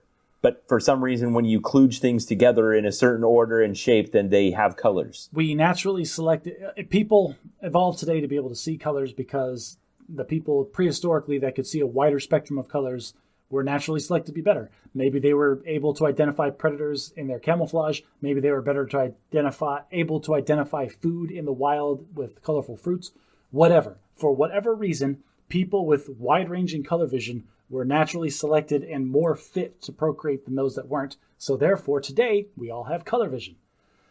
Yeah, but apparently the organ of the eye was a kludge of a lot of different systems early on in the evolution, and it doesn't make sense. If you were to engineer it from scratch, you wouldn't do it the way that it is, and there's a big blind spot in the back of your retina because the nerves come out the wrong direction. Yeah, if you've never heard of this before, there's a bunch of stuff you can search on the internet that will show you pictures and demonstrate the different optical illusions that exist that basically take advantage of some of the mechanics of your eyeball to fool you into seeing things that aren't real, which is really cool and very trippy.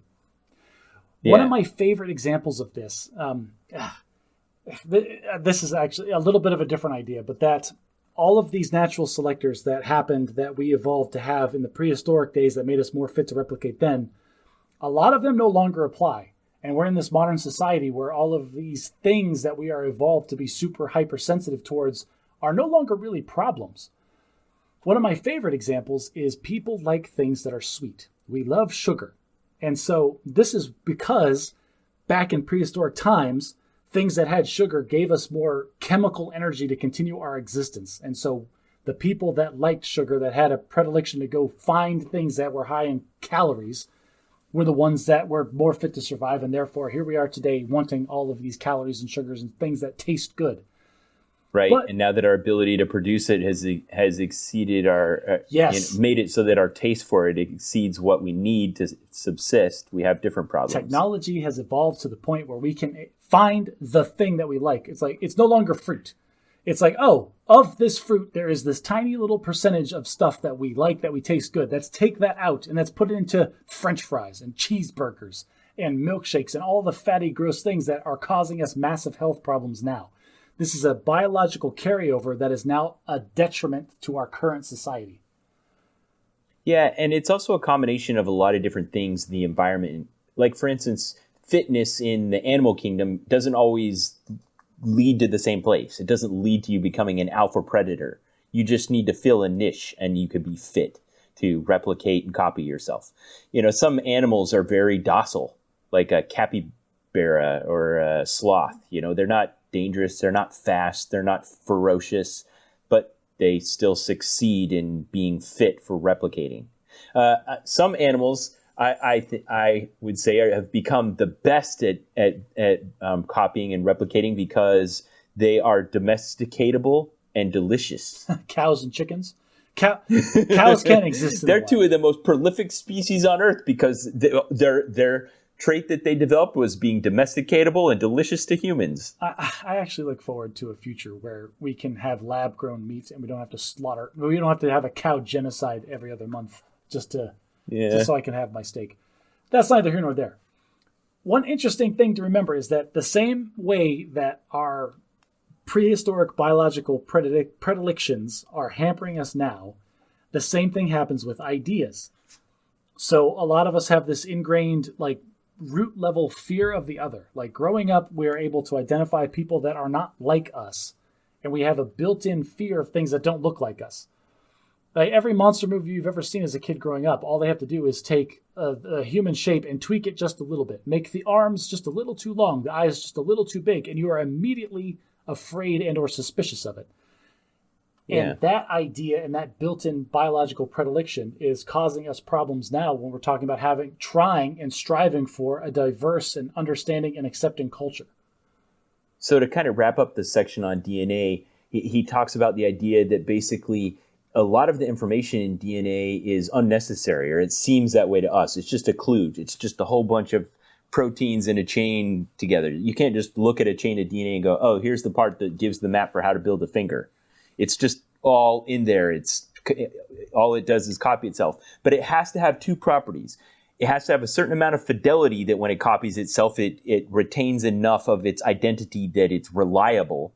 But it also has to be enough unreliable that it will evolve into beneficial characteristics. Every once in a while, there's going to be a problem with the copying, an error. Some bits will get flipped somewhere, and then you'll have a minor change. And that's where the natural selection of the evolution comes in. Is this thing has multiple offspring. Some of them are a little different in minor ways. Those differences might add up to nothing, or they might make them more fit to survive, and therefore those genes are more likely to be propagated down the line. So I think I may have mentioned this on the cast before. Stop me if I have, but my family has one of those. It's called cystic fibrosis. You've mentioned the cystic fibrosis before, but not in any kind of depth. Okay, so cystic fibrosis is a recessive genetic disorder that affects your chlorine transfer proteins in your cellular membranes, which when you have two of them in your genome, you exhibit the symptoms of it, and it causes a ton of problems. Males are sterile, you have problems with digestion, respiratory, salt retention, a whole bunch of bad things. However, if you only have one of them, you don't exhibit any of those symptoms, except you're slightly defective at transporting chlorine, and it makes you resistant to dysentery. So if you had a population of humans and a few of them carried cystic fibrosis and the whole population contracted dysentery, the ones that carry cystic fibrosis would be more likely to survive. Huh. So if you're living in a population pre-sanitation, pre-public sewers, or whatever, that has the possibility of contracting mass dysentery, that situation would be inclined to select people that had the recessive cystic fibrosis gene that were resistant to the dysentery. Yes. The problem, the thing that little vignette teaches me is that if we think that we somehow understand the human genome and we could say, for instance, test tube engineer the perfect human, we of course would not engineer them to be a carrier of cystic fibrosis. But we could potentially do like we've done with bananas and create a single homogeneous gene, and that's that's like being threatened by a single mold that will kill out the entire population of banana trees because they've all been engineered from one particular organism. Do you really want to go down the rabbit hole of genetic engineering? Because, buddy, I'm willing to swim to the bottom of that hole with you and just let's go to the next chapter where we switch from talking about all those ideas in the realm of DNA and now talk about it with ideas and memes. And so the idea is that the same scenarios and the same rules and the same mechanisms exist in the realm of ideas and thoughts. Is that an idea or a thought process or an ism or a culture or a government, all of these things exist, and they will only continue to exist if they are the most fit amongst their competitors.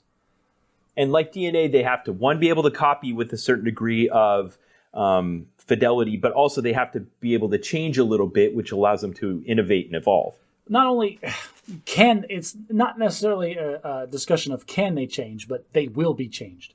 Because they discuss, like, everybody's played that game as a kid, the telephone game, where you all sit in a big circle and one person whispers a couple sentences into somebody's ear and it just travels around the circle. And even though the whole point is to try to remember and replicate the idea exactly to each person, it gets ridiculously contorted in its traveling around.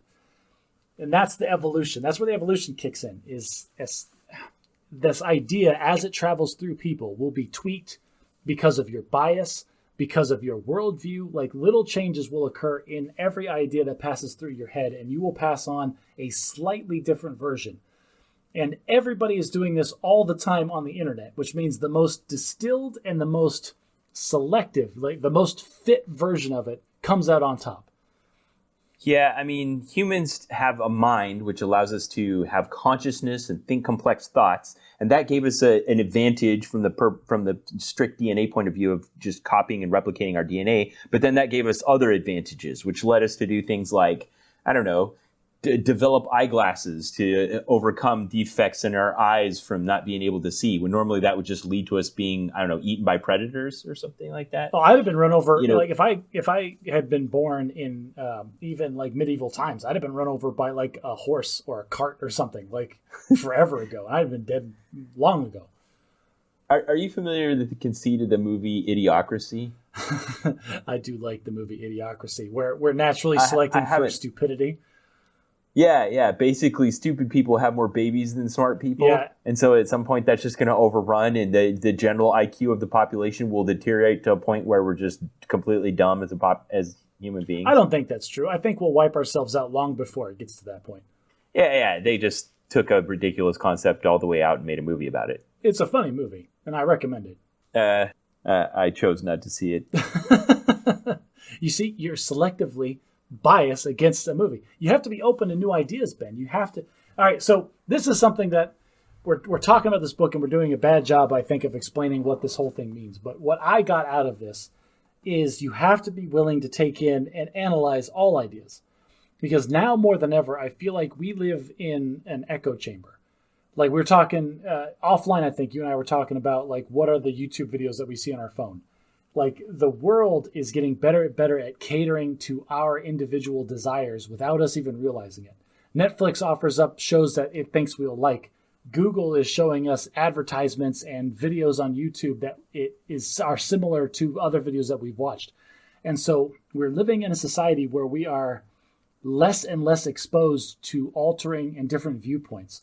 And when we are exposed to these different viewpoints, it's usually this most distilled, perfect meme version of it that, of course, isn't representative of the entire population or of what the believers in that idea really think, but it might be the most polarizing or the most grotesque or just the most, like, totemic version of that idea. So do you think understanding all of this gives you control over it? Like, can you resist something because you understand that it's following these rules? I think it's just one more tool. For me, the way I see it, it's just one more thing that informs my decisions about the thoughts that I have and the information that I take in. Like, re-listening to this book made me realize that it has been a very, very long time since I sat down with an educated Republican person and have them really explain, okay, what are the tenets of the Republican Party that you believe in so firmly that you would support it? Because all I see on the news are the most idiotic versions of it, are the most polarized, and all I see are the people that are invading the Capitol, waving around the Confederate flag. I'm like, how can anybody in their right mind believe the things that these idiots believe? And the answer is they don't. There are a lot of very educated, smart people that believe in the Republican side of things that don't believe in the people that invaded the Capitol. But it has been so long since I've heard an intelligent conversation from one of those people, because like my phone is only giving me videos that are progressive or left-leaning, and my TV shows are all the ones that I pick. I don't just watch whatever's on TV or whatever the news channel is. I get to select what I watch, and I'm going to select the things that I already agree with. Yeah. So he talked about how biologically we're very predisposed to things that relate to the 4 Fs. Flying, fighting, feeding, and... fornicating. Finding a mate. Fornicate, multiplication.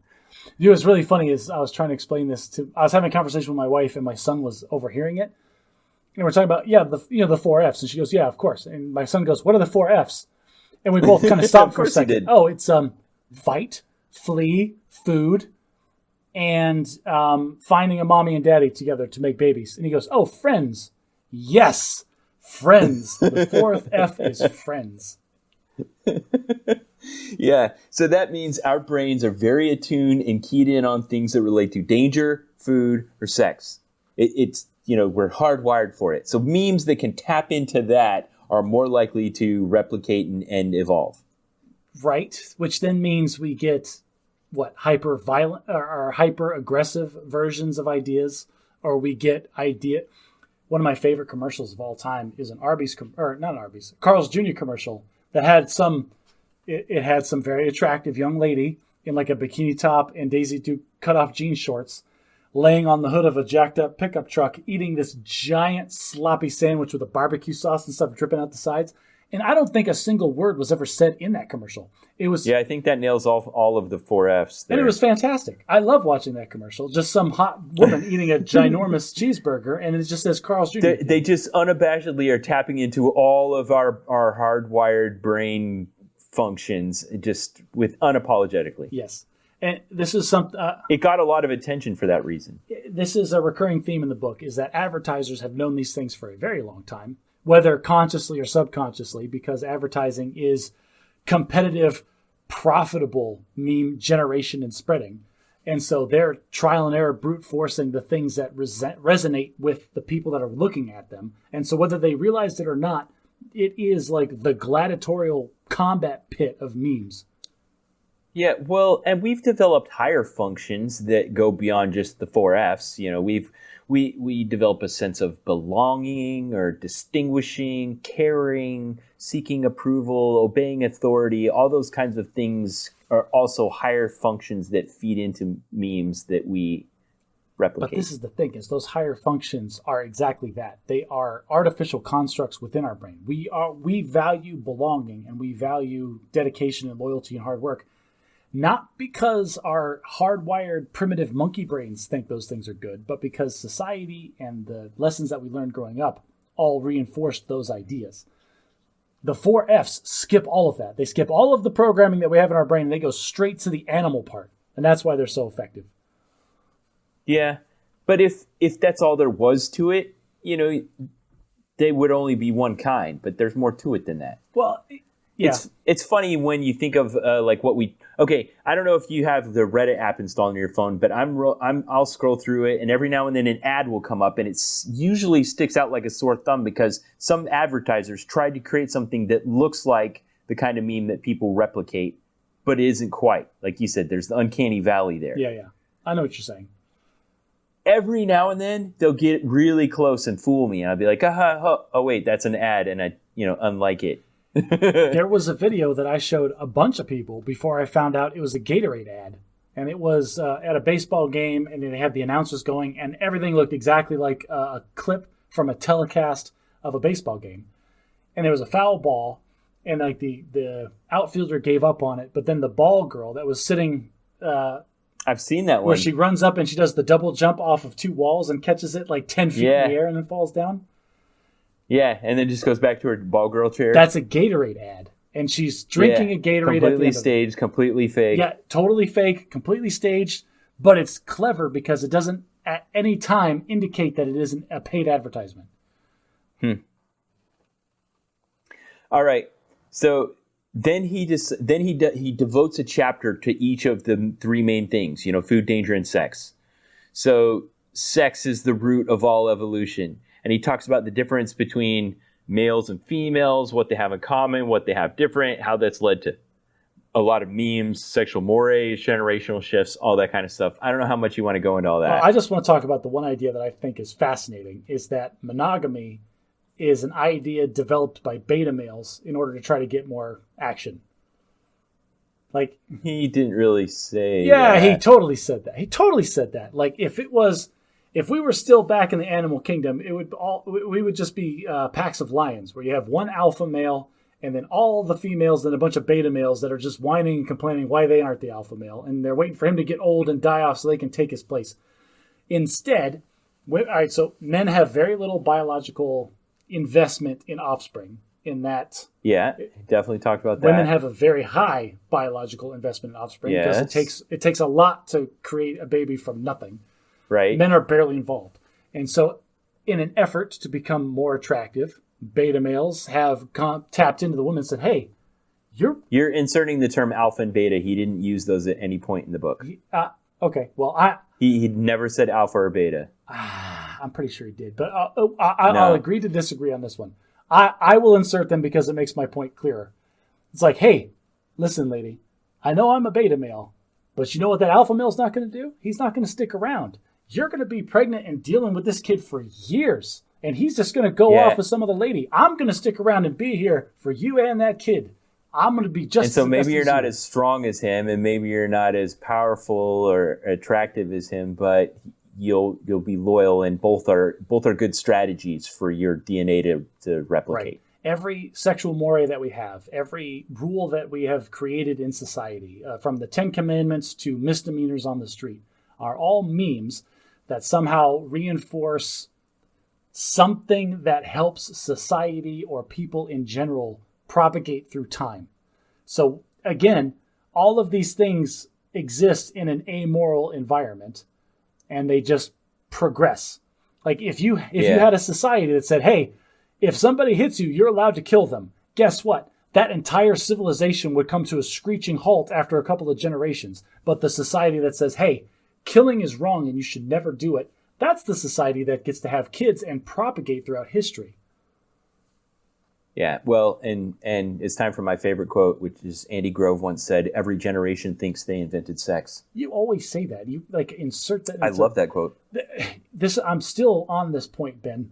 Our generation, the generation that we are in now, because of the internet, may not have invented sex, but boy howdy, we have sure reinvented it in a wonderful way. We like to think that we did. Oh, man, you drive me nuts with this.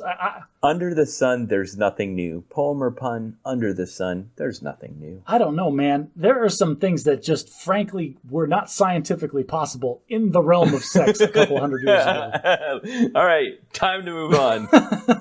So a lot of memes tap into our desire for survival and fear. He talks about, like our desire to watch like horror movies or do really key in when there's something that sounds like it relates to our safety, like weather reports or alarming journalism, like people rushing on stores to buy food when they hear there might be a shortage. So I'm going to do a thing that I don't normally do, and I'm going to completely shut you down at this point. We're getting late in the podcast. I think people have gotten the gist of the book. If you are interested in the kinds of ideas we're talking about, listen to the book. He does a much better job of explaining them. I want to have a more meta conversation with you about it now. Okay. What did you take away from this, Ben? What do you think? Were there lessons that you learned from this? Do you think you will alter your behavior or the way that you operate in the world because of the lessons that he is trying to impart to us?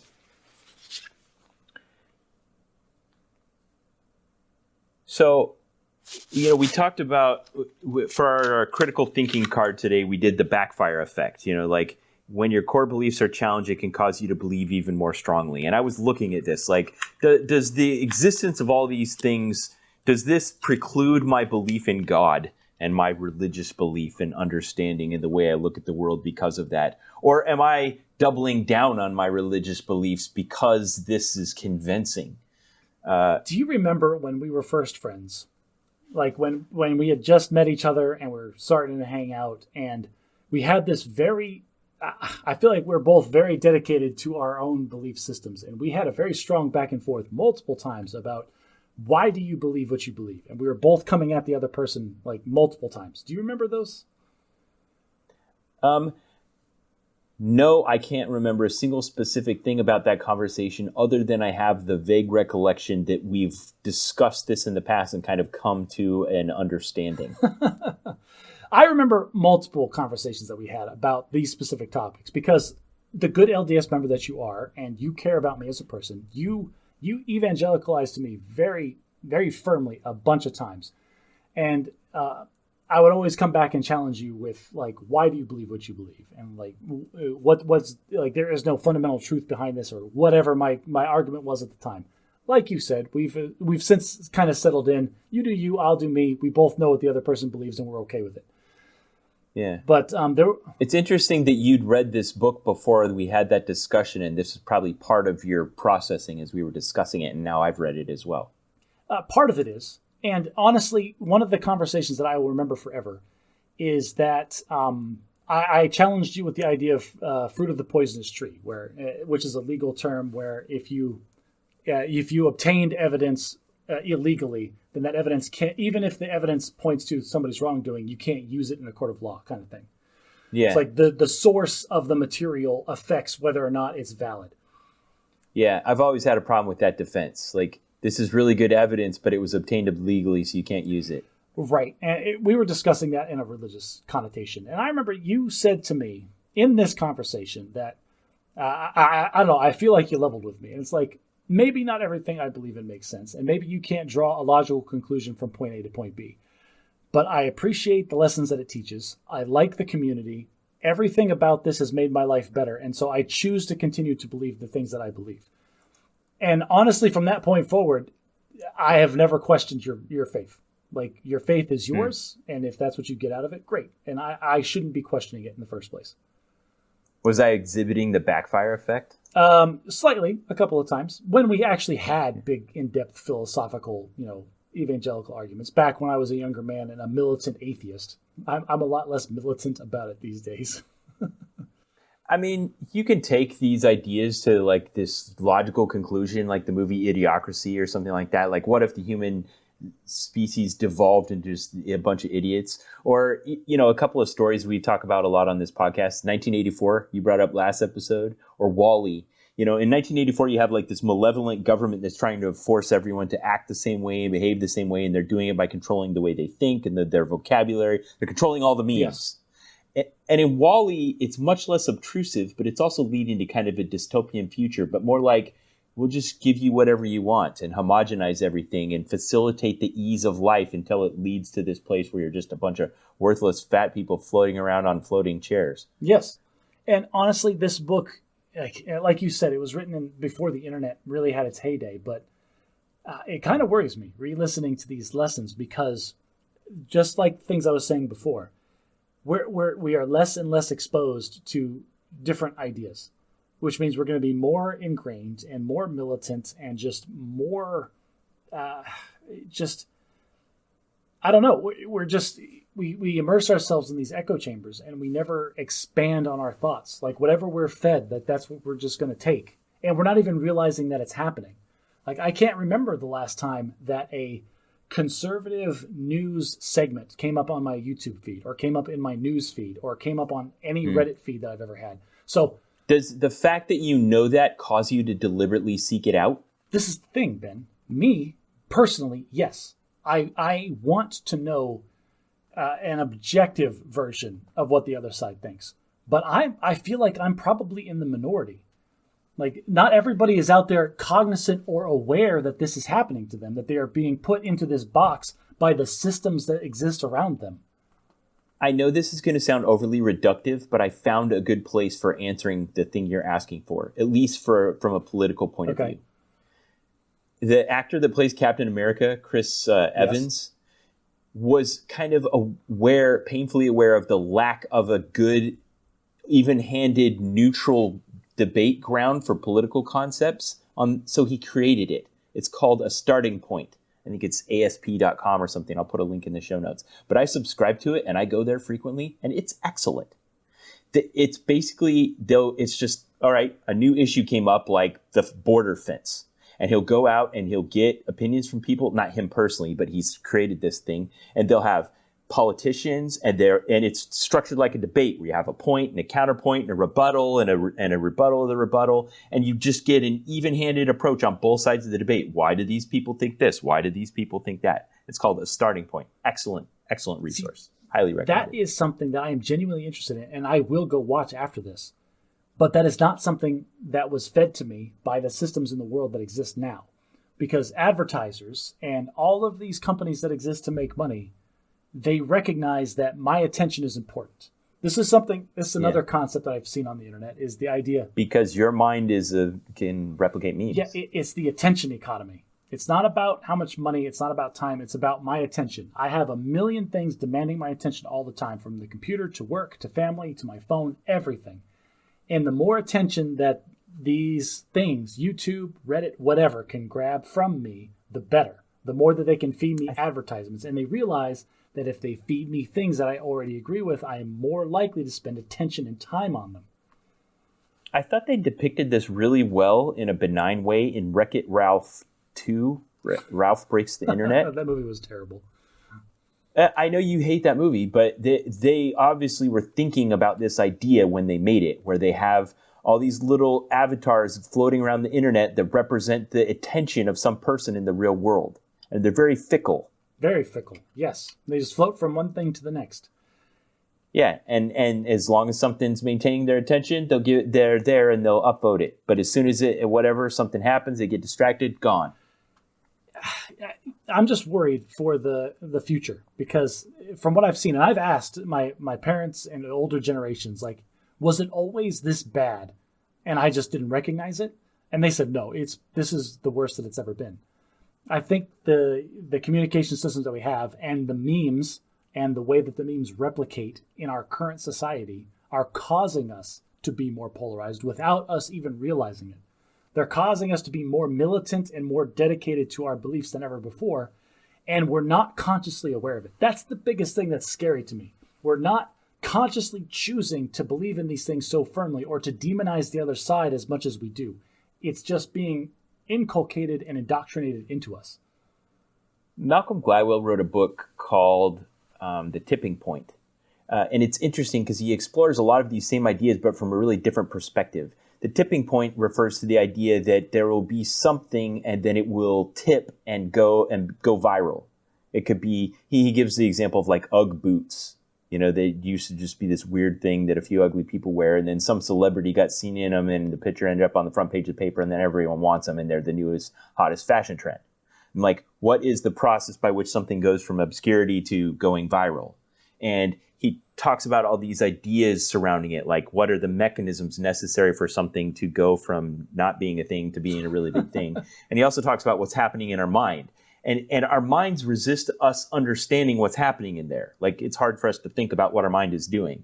And so you asked me what I'm doing with these ideas. And I think, what does the fact that I understand how all this works and that someone's doing this deliberately to try to manipulate me, does me knowing that help me resist it? Yeah, a little. But even sometimes when it's something I know I'm trying to work on, like anger management. You know that you get too angry in certain situations. You know what kind of situations they are. You know what you try to do to control it. But then you get in that situation and you can't stop yourself. Yeah, I agree to a point. But at the same time, I, as a younger man, had a huge problem with anger management. And since then, having through concerted effort and understanding of myself and deliberate decision making, I can't stop myself from getting angry. but I'm much better at recognizing when I am no longer being logical, when I'm allowing my anger to speak for me, and then I shut myself down in that, yes, I still feel angry, and yes, I still might disagree with whatever I'm talking to about it, but recognizing that I'm angry in the moment allows me to step back and say, hey, I'm becoming emotional about this, and I'm not making any more sense, so either we need to change the subject, or I just need to think about this more objectively. That was refreshingly and uncharacteristically optimistic of you, Josh. Was it? Yeah. Well, these are the things that I'm trying to do, so I'm not such a huge jerk. I just said something a bit fatalistic, and you're like, no, I think understanding this stuff can help me become a better man. And you know what? You're right, Josh. Gosh darn it, you're right. Oh, man, we have really switched roles in this one. Anyway, but so this is just, like I said, one more tool in the toolbox for recognizing how the world works. Not just the ideas and the communication and yourself and your thoughts, but how the systems that we have constructed around us are wanting to get into our brains and change the way we think. You're talking about Malcolm Gladwell, and a human person who is very well educated and very smart in the subject matter, having a difficult time trying to quantify the processes that are going on in our mind to cause these things to happen. Guess what, Ben? We have created artificial intelligence algorithms that we have no idea how they work that are way better at making videos go viral than any human person could ever be. Yeah, that's scary. Wall-E world seems a lot more likely than 1984 at this point. It could go either way. It depends on who's got their finger on the trigger of all these AIs that are feeding information to people. But that's the thing. Wall-E is the result of some algorithm we don't understand. 1984 is some malevolent, dictator. You think that a nation state doesn't have the capacity to leverage these same kinds of technologies against its own population? Not if we don't understand them. No. You're missing the point. China has enough information control within its own country and has enough technological understanding at the state level to feed enough. Do they? Or is that just what they want us to think, and they're barely holding on by a thread? That might be what our government wants us to think. We don't know the truth. The fact is, it could happen. A nation state with enough effort and resources, with the predilection to do so, could. You just baked my noodle with that last one, Josh. What do we know about anything? I don't even. That's the thing, Ben. And whenever you have a thought in your head, you have to make the deliberate decision. Is this something that I believe in? And is this something I should believe in? So we started this conversation, and I started this episode saying that it was going to contain the answer. And what's funny is the answer is it kind of depends. So the idea here is understanding how your brain works and understanding how external factors can manipulate you with or without your understanding of them is important if you want to be informed and if you want to really have control over what it is that you think and believe. I personally very much recommend this book, Virus of the Mind. It's 4 hours to listen to on audiobook. It's worth the time, I think. What, do you listen to at 1.5 speed? It was 6. Oh, was it? Oh, I did listen to it at 1.25 speed, yes. So it's a relatively short listen. If you're willing to listen to it, go faster. But I do recommend it. Yeah, I won't. I'll give it a modest endorsement. It's an interesting way to think about the world around us and the way ideas propagate. You always have to bring in new information if you want to be informed, Ben. Yeah. No. Thanks for the invitation to read Virus of the Mind by Richard Brodie. All right, well, that I think sounds like we're going to finish up, so I'm going to do my part first. That is, if you love what we do, if you like hearing our voices and you think that we're genuinely entertaining, recommend us to a friend. If you love us to death and just never want us to go away, consider becoming a patron on our Patreon. That's just going to keep us going forever. Yep, and if you like the ideas and you want to get engaged in the discussion and you feel like you're hanging out with a couple of old friends, we're waiting for you out on social media. Come like our Facebook page, and you can see the photo albums I put up every time. You can go to our website and look at the notes and all the links to all the stuff we talked about. You can go on Reddit, and if you want to be anonymous and join in on the discussion there, there's we always get 1 or 2 topics pop up after the episodes now where people make contributions and share things. And you can join in and be part of the discussion. Thanks for being part of the Bad at Magic community.